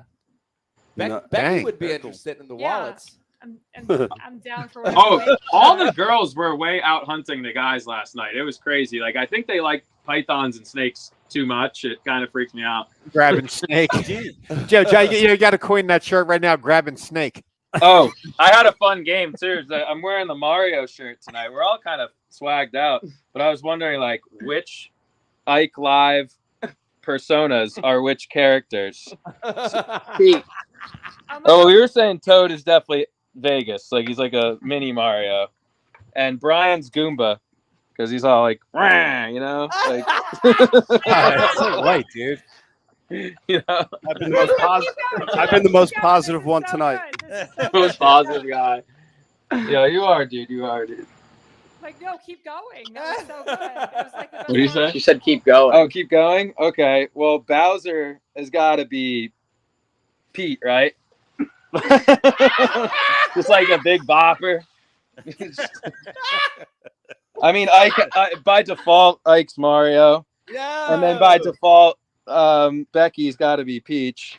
Wait, so who else are we missing? Roz. Dave. Oh. Dave? Oh man, I'm coming. Koopa Pepper Trooper.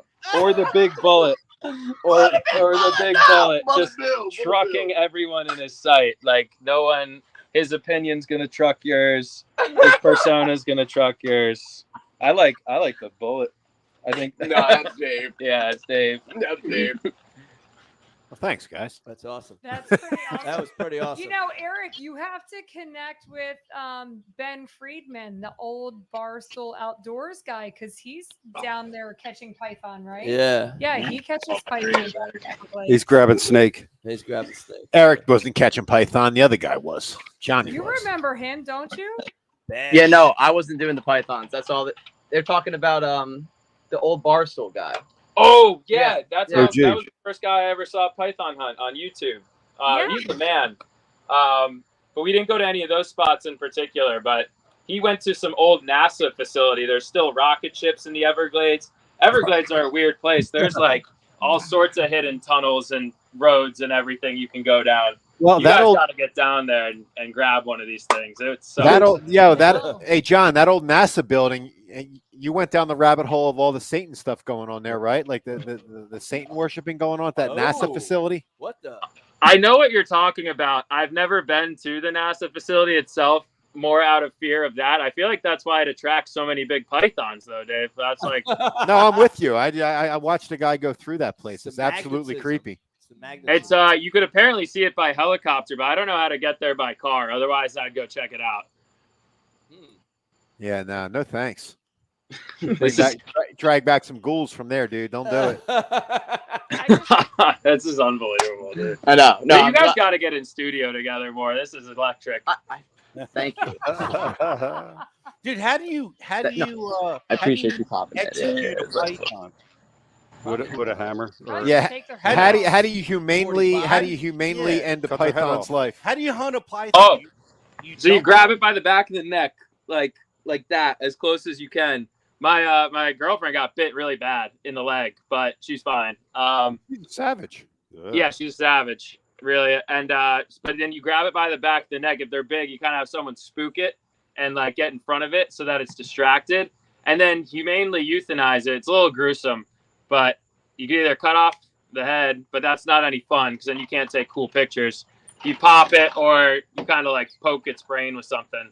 But they're weird because they're like reptiles. So if you've ever seen like a lizard, when its tail pops off and it still squiggles around for a while, they kind of do their own version of that. So even when they're dead, they still like move around and kind of try and bite you by default. So we were dealing with that a little bit That's at wild. the end, which is kind of spooky, but it was really cool. It's an awesome experience. I'd definitely recommend. We went out with, to give them a shout out, JJ's Everglades tours, and they were just great dudes, man. They had a cool lifted truck with a big platform, so it almost was like a tuna tower on like a redneck truck, and we were driving that all around the dirt roads, spotlighting off that, drinking beers and running spotlights. we were dead sober, honestly. They said the biggest problem they ever had in terms of like people going out and boozing in the Everglades were when they bring out cops. I guess the cops go crazy. They love shooting the snakes and having a few extra drinks, which I guess surprised me. So your girlfriend, how many snakes did your girlfriend catch? Like all of them. No, she saw the panther, and she caught the biggest snake of the night. So she caught like an 8-9 footer. And she got bit too, right? Damn. And she got bit in the leg. We had like the Elysion pants on that we were showing Ike. Like they're thick pants, but it got through quick. But their teeth are really, really sharp. They're almost like that same material of like a cat's claw. So they go in and out really so quickly that you don't even really feel the bite, but they have an anti-coagulant in them. So you bleed a lot. So it looks way more badass than it actually hurts. Who you dating? Hannah Barron? I mean, my God, you sound like you got a gladiator there. Well, who's Hannah Barron? Is she the catfish girl? The thick southern accent. Oh yeah. No. Who's I leaving her for? I guess we're leaving her for you, Eric. Hannah Barron. That's all you. That's awesome. All right, Eric, on a serious note, you walked ICAST, you looked at the booths, you walked the halls. Is there a product that stood out to you or Johnny or Kai, that's something that you saw that just was a game changer, a real game changer? Did we look at any product at ICAST? What? No product. We walked. We should shout out Jose's stuff. Oh well, obviously the people we work with. Z-Man won Best in Show once again for best soft bait on the saltwater side and on the freshwater side with the Shadtron. So the Shadtron, if you guys got a chance to look at that, is a line through swim bait that last year on the saltwater side won with the Molotron. So I've had a year worth of experience throwing that Molotron, and I can tell you between the action, the hookup ratio, the durability with that Z-Man plastic, that's a bad bait. So I'm assuming that the Shadtron, having not thrown it yet, I can tell you with a lot of confidence that that bait will do serious damage on the fresh side, probably across the country, I would say. So that would be the big thing that stands out. But yeah, no, we it's funny, at ICAST, and could barely tell you about new products at the end of the day. I think a big thing for us too with like the marketing stuff and ICAST, I think you see it every year. Like it's really hard to keep innovating in fishing when the baits are already like what you see with the glide baits. It's like you could either keep innovating and things get way, way, way more expensive, or you end up just copying baits that already exist. So at the end of the day, I think like a big thing companies have to sell on is an experience more than their baits being all that different, because it's hard to make a $10 hard bait much different than another $10 hard bait. If you're going to make it way better, it's going to be way more expensive. If you're going to innovate it way more, it's going to be way more expensive. So I think like that's a big thing we've seen is like with people who believe in us specifically, it's just like, all right, they want to sell on an experience and the bait's just got to work. But like a paddle tail is a paddle tail. So seeing the Z-Man stuff was cool. And then the guys over at Florida Fishing Products, and it's kind of weird because you think like Florida, but they made a small profile bait caster that's saltwater resistant. And what I really like about using their stuff is all of their stuff is very salt resistant. It's meant for those salt guides, but it's small profile, like freshwater stuff. And if you're fishing like the way we do for the most part, when you have like 2 or 3 primary combos that you use for everything, you don't really want to have to worry about corrosion and if stuff's going to break down, but you also don't have the money for like a van stall and something like that. So I do like having that small profile, like 150 size bait caster that we can go out and fish for largemouth and then fish for snook and tarpon later in the day. That's pretty, or redfish mostly, but that was another cool thing that stood out to us. That's super cool. I'm just so happy, Pete, that the ducks and birds aren't winning anymore at ICAST. Do you remember the days when there was Alex? It was an alligator. There was Alex the propelligator. Really? Oh yeah. Oh yeah, we did see that. Oh, Remember the alligator? Alex the propelligator. Okay. Yeah, Alex the propelligator. It was a topwater alligator with feety things on the back. It was basically like a buzzing frog, this big, but an alligator. But an alligator. I thought for sure that was going to win. Hey, John, Eric, send the camera over to John. Any new UFO or skunk ape activity down there? Oh, that's interesting. So we did pass. I forget the name of the guy who just passed away, but we passed his campsite. There's a guy in the Everglades who dedicated his whole life to finding the skunk ape. He never did, but right when we passed that, we saw the panther, and I think like panther in terms of elusiveness and that sort of feline ability to go in and out of dimensions is like right below skunk ape. So considering how quickly we ran into that, I don't think we're far off. But we have found some new regions of note. The Florida Keys, surprisingly, some really interesting articles from the 70s about some families who actually moved out of the Keys from those old quarries because they were bothered by skunk ape. I think we found a footprint in the Hillsborough River one time, but we'll have to reconfirm that. In terms of UFOs, there was a moment last year when the Chinese spy balloon thing was going on and all the UFO activity was all over the news. They started running insane flyover drills in Tampa that week. Usually they save those planes to fly over the sea because they're so loud. But that week in particular, they were all over the city, which was interesting. Kai and I have seen a falling star together. I saw one with Eric as well. That was the most recent personal UFO activity. And what that is there'll be a star in the sky that'll just take all of your attention and get really bright. And then it's not a shooting star. It just drops straight to Earth. But a question for you, Dave, on this would be, so I ran into the Starlink thing. I don't know if you've seen that in person. Have you seen that flyover yet? So a good buddy of mine was like, dude, we're being invaded right there in New Jersey. And it was Starlink coming across. No, I've never seen it, but I know what it looks like. So it's really intense. And first of all, it's not whatever they say it is. It's just not. Like, it's way too intense. But imagine being like still in one of those isolated tribes. And we know it's supposed to be Starlink, but like if you saw that and you're living in the Amazon, like how would that affect your psyche? Like that, they're making paintings about it right now. I promise. Yeah, cave paintings, cave drawings of Starlink in the sky. You guys happy? First time last year, and like Mike and I didn't know what it was. I thought that we were being attacked or nuked or something. Like, so I lived in DC during 9/11. Sorry, but I go to the crazy place.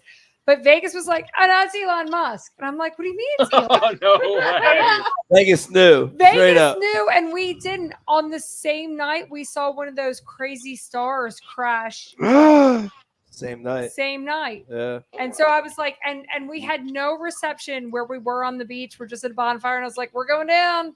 We'll go down, the four of us, I guess, on this beach. At least you're all together, yeah. For the Elon Musk takeover. Wi-Fi in Vegas was right. It was totally Elon Musk. Vegas is smarter. I saw something Friday night. Yeah, we were. We totally went to, like, this was ICAST, and we went to Elon Musk. Elon Musk is better. Yeah, than it was ICAST. Friday night. DCam and his boys came back to Ken's place, and we were, introduced him to Ken and talked for a while, and then we went out and hit some of the ponds, and of course he was throwing glide baits with musky rods in those ponds, and might have caught alligators, but out in the distance there was a lot, just a heat lightning show, just going on forever. Suddenly, like, in the cloud line, there was a series of lights that went, and it just did that like a wave. Roller coaster? Yeah. Huh. Yeah, but up in the clouds, Yeah. and like dot dot dot dot dot dot. Like kind of like Starlink is like a line. Yeah. But it did like that, Had a and it curve did that to a it. couple times. They saw it, same as Alaska. Like they had seen it a couple more times before I caught wind of it, and I saw it twice. And I stared at it for another 20 minutes and never came back. I'm dying to have a UFO I don't know what the hell it experience. was, I'm a but- true believer, but I've never had any experience You're of waiting. anything upside. I'm waiting for one. Yeah. I've seen two it's out falling there. stars. I've never seen anything that Oh, would God. be like, I've never seen any lights in the air, Keep Ever. getting disappointed by Musk. Musk. No, I didn't see. My buddy John saw that. And No, I'm sent- just saying though. Oh, yeah, when yeah. it's an Elon Musk phenomenon, it's not a UFO. I mean, dude, there's They're guys like disappointed. for people listening, you need to go on YouTube and type in George St. Pierre. He's an MMA fighter, very famous MMA fighter. Had an amazing UFO experience in New Mexico. Really? Oh yeah, right up Wow. on him. He also recently said, when you sleep with, a woman of a different nationality, you are representing your entire, like, country or nationality. So do it right. Bill Burr had a joke about that. Not George Bill St. Burr. Pierre said No, that. it wasn't Bill Burr. It was a comedian had a joke about that. He said you felt like you're representing your race. Yeah, You know, that's yeah, basically yeah, what he yeah. said. Yeah, you're repping the race. I don't know. Peter, would you like to follow up on that? No. UFOs? Eric, take me back. Take me back. Calgon. How unbelievable. Brian, you got to stay for this. I remember vividly Oh, the God. show crashing and you and Brian looking at each other back at the booth. And we were there, like, waiting for the feed to come back. And he was looking at you to get it back up, and you were looking at him for answers. Yeah, it was like Take the me back. captain and the co-captain of the Titanic. You remember that? We were. That was like every show. It happened a lot. It happened a lot. Yeah, what I was gonna say, that could be so many different memories on like live. Exactly. Countless. There's every show, eh? Once a show. Oh, Yeah, I mean, I got a question for Brian. oh, Johnny has a question for Brian. I don't mean to take this. I don't mean to take this back to extraterrestrials so quickly, Brian. But have you ever seen the movie They Live? With Roddy Piper. Oh yeah. Yeah. Have you ever worn glasses around Ken Duke? Say again. Have you ever worn glasses around Ken Duke by any Worn- chance? Worn glasses? Yeah. the Yeah. glasses that allow you to see his true self. Oh And shit, might be a John. robot. Yep. A really good possibility he's a robot. It's like, I feel like he's not that's a living robot. proof that we're not alone on this planet. Like, there's higher intelligence here. Cutting Ken Duke deep. I don't think he's a robot, but he's definitely. An alien? That was nice. What generations? Hey, John, what generation like infiltrator do you think he is? Do you think he's like Gen 1, Gen 2? Well, if you read like in the Bible, like if you read Genesis, how like all of the ancient heroes lived to be like 900, 800 years old, and people think it's allegory, but other people think it's Nephilim, where it's like half gods, half man. I think he might be something like that, like where he's been around for a really long time. So I don't know if he would do generations the same we would, because like 800 years, like I don't know how you quantify that generationally. I think he's probably on year like 600, I'd say. Yeah. And how does Brian fit into his eternal equation? Yeah. Brian's like the David and Goliath figure, like the first human to pair up and take down the half man, half god hybrids. Like he's a man. I know it. I've seen I know he has his flaws and his weaknesses, but like he's a heroic man at that. So it had to take a lot of years to read all those books. And he's read them all. John, I feel like 1,000 years ago you would have been the guy banging the words into the stone with like a chisel. You'd have been that dude, man. Somebody's got to write this shit Yeah. down. what would I have been? What? I didn't hear that one. Yeah, you guys cut out. What would he have been? And find out his memories from, like, I said I 100 years feel. ago. Hold on, Becky's talking. Yeah. Sorry, I feel like we should hypnotize Ken and find out his memories from like 300 years ago. It'd be so amazing. Yeah. That's why he's so sold on this George Perry record not being real, because he was there. Yeah. He was there. He knows. That's how he knows. He's omnipresent. Just out It's actually him, true. and I feel bad. I think he'll be all right. He's been through this 100 times. It makes sense. It does. A lot Like of Pete stuff said, makes sense now. you can't. All those books can't be read by one man. No, it's a couple lifetimes. That's thousands of He's lifetimes. like, he's like the modern Merlin, dude. He is like Merlin. He's amazing. That's crazy. In the fountain. I don't know what my youth in role is. Florida, How I it go is. from this It guy is, to that yeah. guy. I'm just kind of always that like middle. You're kind of like the Percival. Percival. Percival was like a sire in No, Brian. King Arthur's army. He was like just basically an equipment boy who wound up becoming the guy that found the cup. He found the chalice. Yeah. just also ran. If you pick up like a banjo or something, you be the guy who like tells the story. Oh shit! I can't do that either, but I know the guy who can. I can't do anything. Or but you I could know be the guy with people. double knives. You're the guy with the double knives and Conan the Barbarian.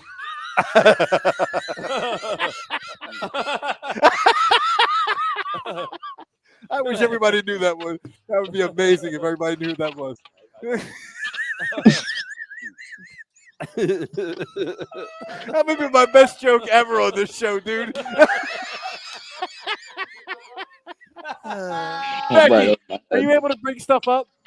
Oh, damn it, dude. The double. All right, anyone listening? It's good enough. Double knife guy, Conan the Barbarian. Come on, man. I got to create a whole new character. Bastard. John, you got to bring up the double knife guy from Conan the Barbarian, bro. I know you're too young for it. Wait, what? I don't know what you're talking about. The movie Conan the Barbarian. I've never seen it because Netflix only has the sequel, like Conan the Destroyer or something, and I've been really got your phone. excited to catch up on this, but I haven't seen the movie. Google image. Bring up Google image, double knife guy, Conan the Barbarian. If you have to watch the movie to understand it, though. All right, joke's over. Joke's done. the image will be Oh insulting my enough. god. The image will be damaging enough. Double knife guy. Double knife guy, Pete. I don't even remember exactly what it looked like, but I know it sucks. That's not an easy Google search, by the way. All right, I'm It working might not on it. even exist, but It doesn't, apparently.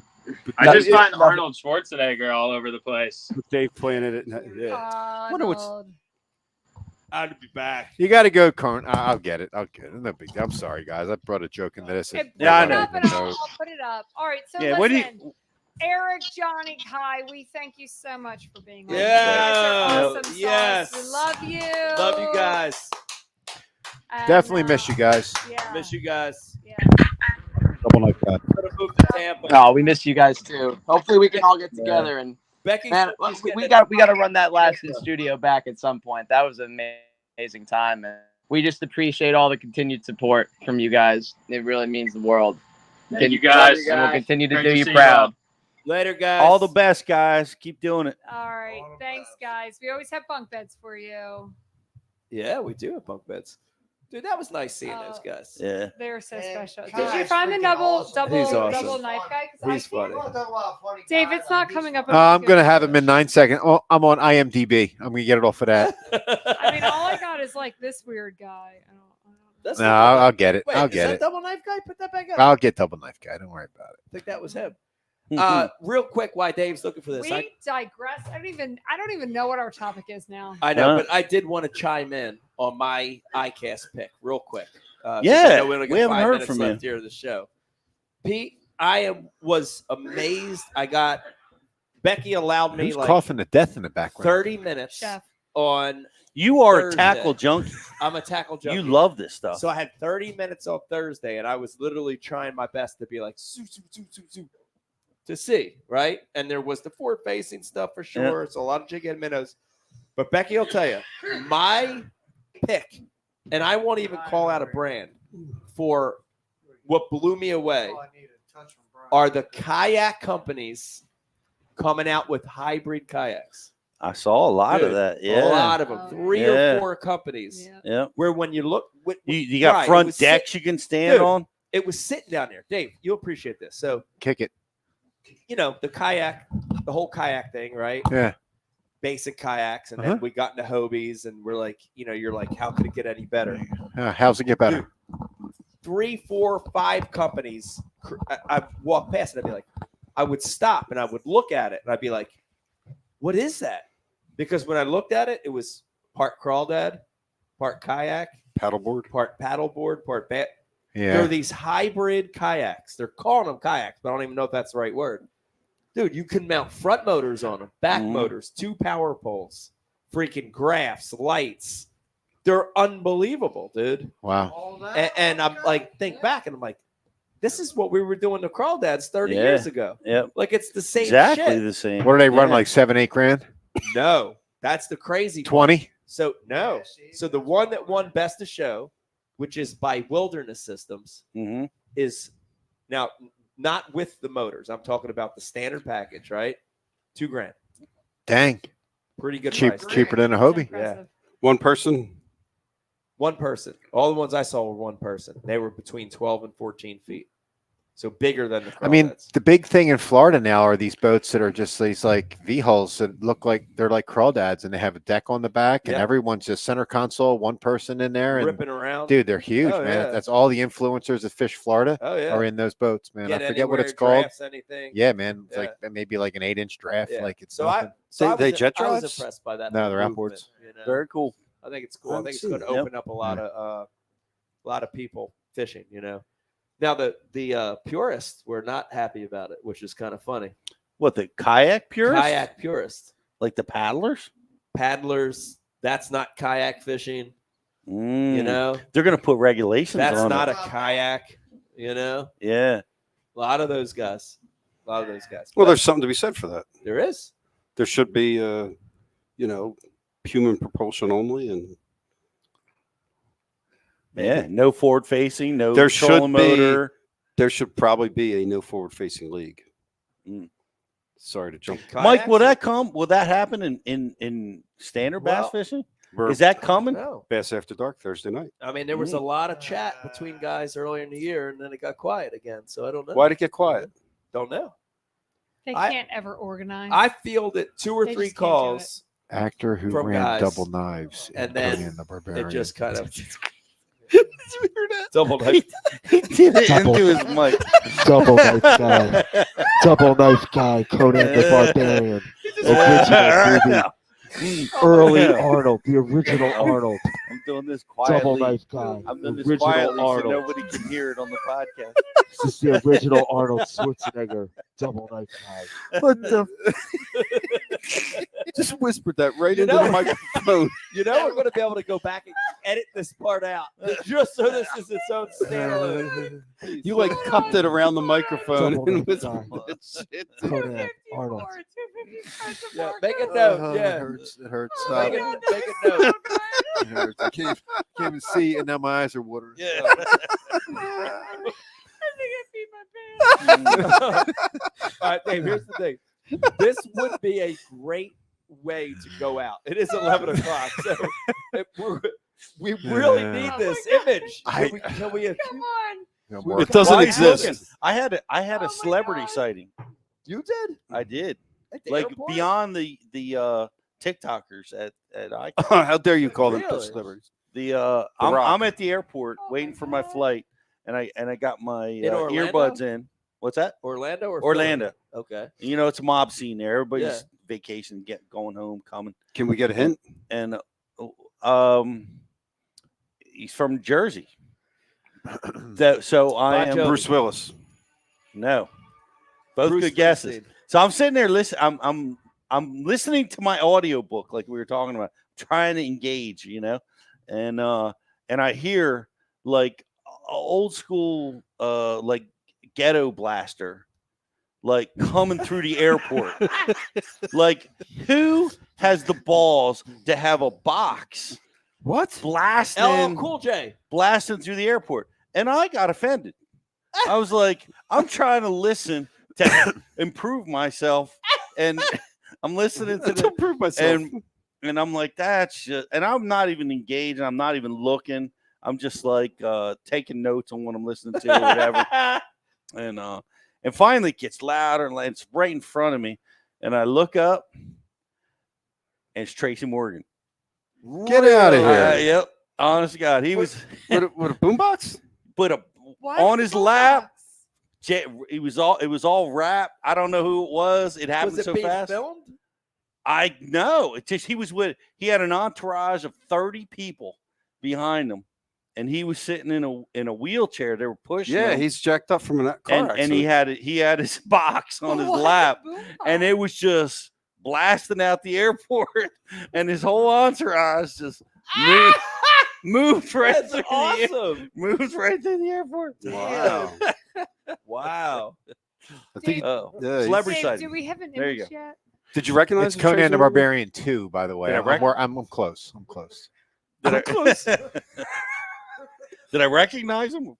You recognized him. Oh my gosh! Did he have a tracksuit on? Like they, But he like put on a lot of weight or something, right? Wonder what he's still doing stand up. No, I mean, No, it's- you know, how dare I just, Did he have immediately a, he had a recognized him. tracksuit on or no?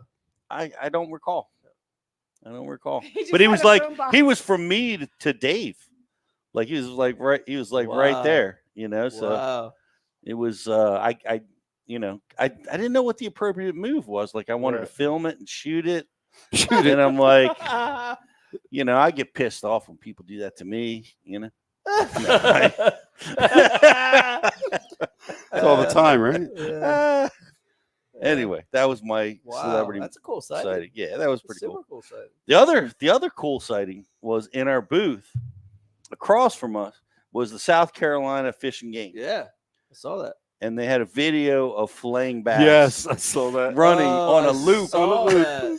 Oh yeah, I saw that. I That's was sitting there watching that. I think they're what they're at. I didn't talk to them, but I guess they're advocating for the culling of the herd. we did a Getting show rid of on that. The spotted bass kind of thing. Right. We did a show Yeah. titled "Has Catch and Release Gone Too Far?" Yeah. And we had 3 biologists on that show and just they all talking said about. yes. That's why it's a big reason why we don't see as many big fish. Yeah. Lake Biwa, when Carita's 22.5 was caught, a contributing factor to that was that they were catch and kill. Yep, they were eating all the fish. Yep. Or they were told to kill them. Largemouth were under Right. They're an 'cause they're invasive species over there. Yeah. Yeah. Yeah. But biologists all say that catch and release has gone too far, and they had statistics for all of that. Yeah. We should be killing more. And and the one issue with tournaments is when there is kill, it tends to be the bigger ones. Because we as fishermen do kill. Well, if anybody's fish watching inadvertently, and you're but- thinking about this whole strategy, catch and kill, keep the fish you don't want, bring them to me. I got a little place out back here I'd love to place them in. So just hit me Yep. up. You don't want too many. Dave, You won't get big do ones. It's coming back. do- Inbound. Stand by. It's getting bad. It's en route. What's getting bad? Sent. All right, here we go. Let's get bad, folks. This is the Come on, Dave. no, it's set. Check your phone. It's in the airwaves. Oh, Dave. Well, who am I going to send it to? How am I going to? I can't just All put right, it on while, the screen. while we're waiting for this picture to come up, We're It's doing an going to be. unbox- Hold Why on. does he look like Justin Timberlake? Let me We doing an unboxing? I'm just preparing everybody. It's not going to be that great. You have to watch Conan gotta the be one Destroyer around to here, bro. appreciate it. Put it a little Turn in closer. the shirt, too. Put a little This was closer. Double Knife Guy, by the way, Brian. Yes. Yes. I remember him. That's Okay. Double Knife Guy. He does look like Justin Timberlake Yeah, a little bit. That's the guy I remember. Well, anyway, he was to Conan what you are to Ken. That's it. He's a weasel. No, but he was stabbing dudes like pop. No, he was working dudes. I do want to thank everybody for tuning in tonight. It was so awesome. Reunion show, catching up with everybody. Guys, we got to do this like a couple times a year. Oh, at yeah. the very least. Yeah. We have to do this. It's so nice. So good. Also want to thank our special guest, Chef and Vegas the Hammer, for coming in later in the show. Yeah. By the way, our buddy Tom sent me a text during the show and said when Chef was standing behind Becky coughing up a storm, he said, "Get COVID-24 away from Becky." our buddy Tom did. He said, "Get COVID-24 away from Becky." Yeah, thank you, Tom. Also want to thank Abu Garcia for sponsoring the show. Head over to abugarcia.com. Check out the new Ike Series 3.0 rods and reels. Credge wins. The Credge did win. Yeah. New Hard Bay. And also Ike Foundation. If you want to help get kids fishing, go to ikefoundation.org. Find out how to get kids fishing. What else we got, Beck? I think that was a good show. You got anything else? All right. Thanks everybody for watching. We'll see you later. Good night. Double Knife Guy. Good night. Double Knife Guy. Good night, everybody. Do you fish for excitement? Do you fish for passion? Do you fish to get outside?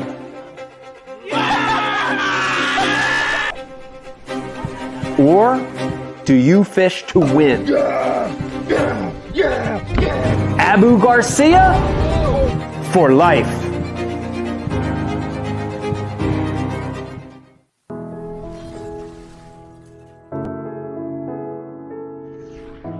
You know, right now where we're standing, we're in Camden, New Jersey. Yeah. Philadelphia is right there. This is the concrete jungle.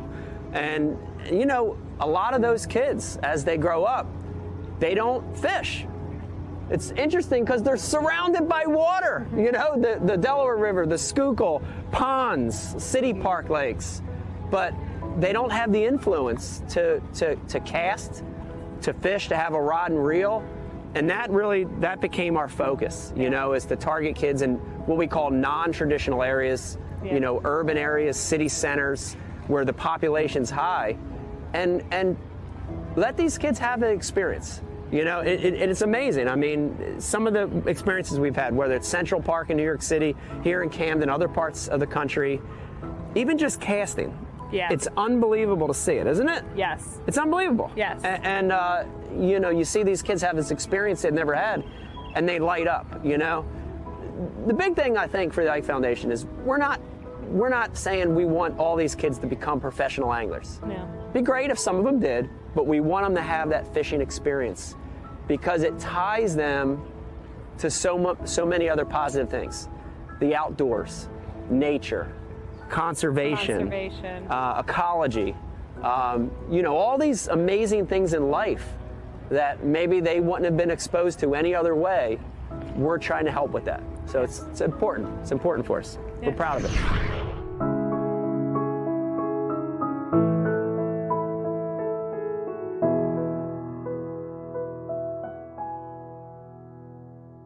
I subscribe to Bass U TV, and so should you. Great place to learn about anything you want to know about bass fishing. You get it at Bass U. We got the best of the best. I'm not just an instructor, I'm a subscriber. I'm John Cruz, and I am a subscriber. You can always learn, and watching Bass U is definitely helps with that. It's something that I like to do, and it's definitely something that you need to do. If I'm still learning, you should be too. Subscribe to Bass U because you'll learn how to catch a lot more fish.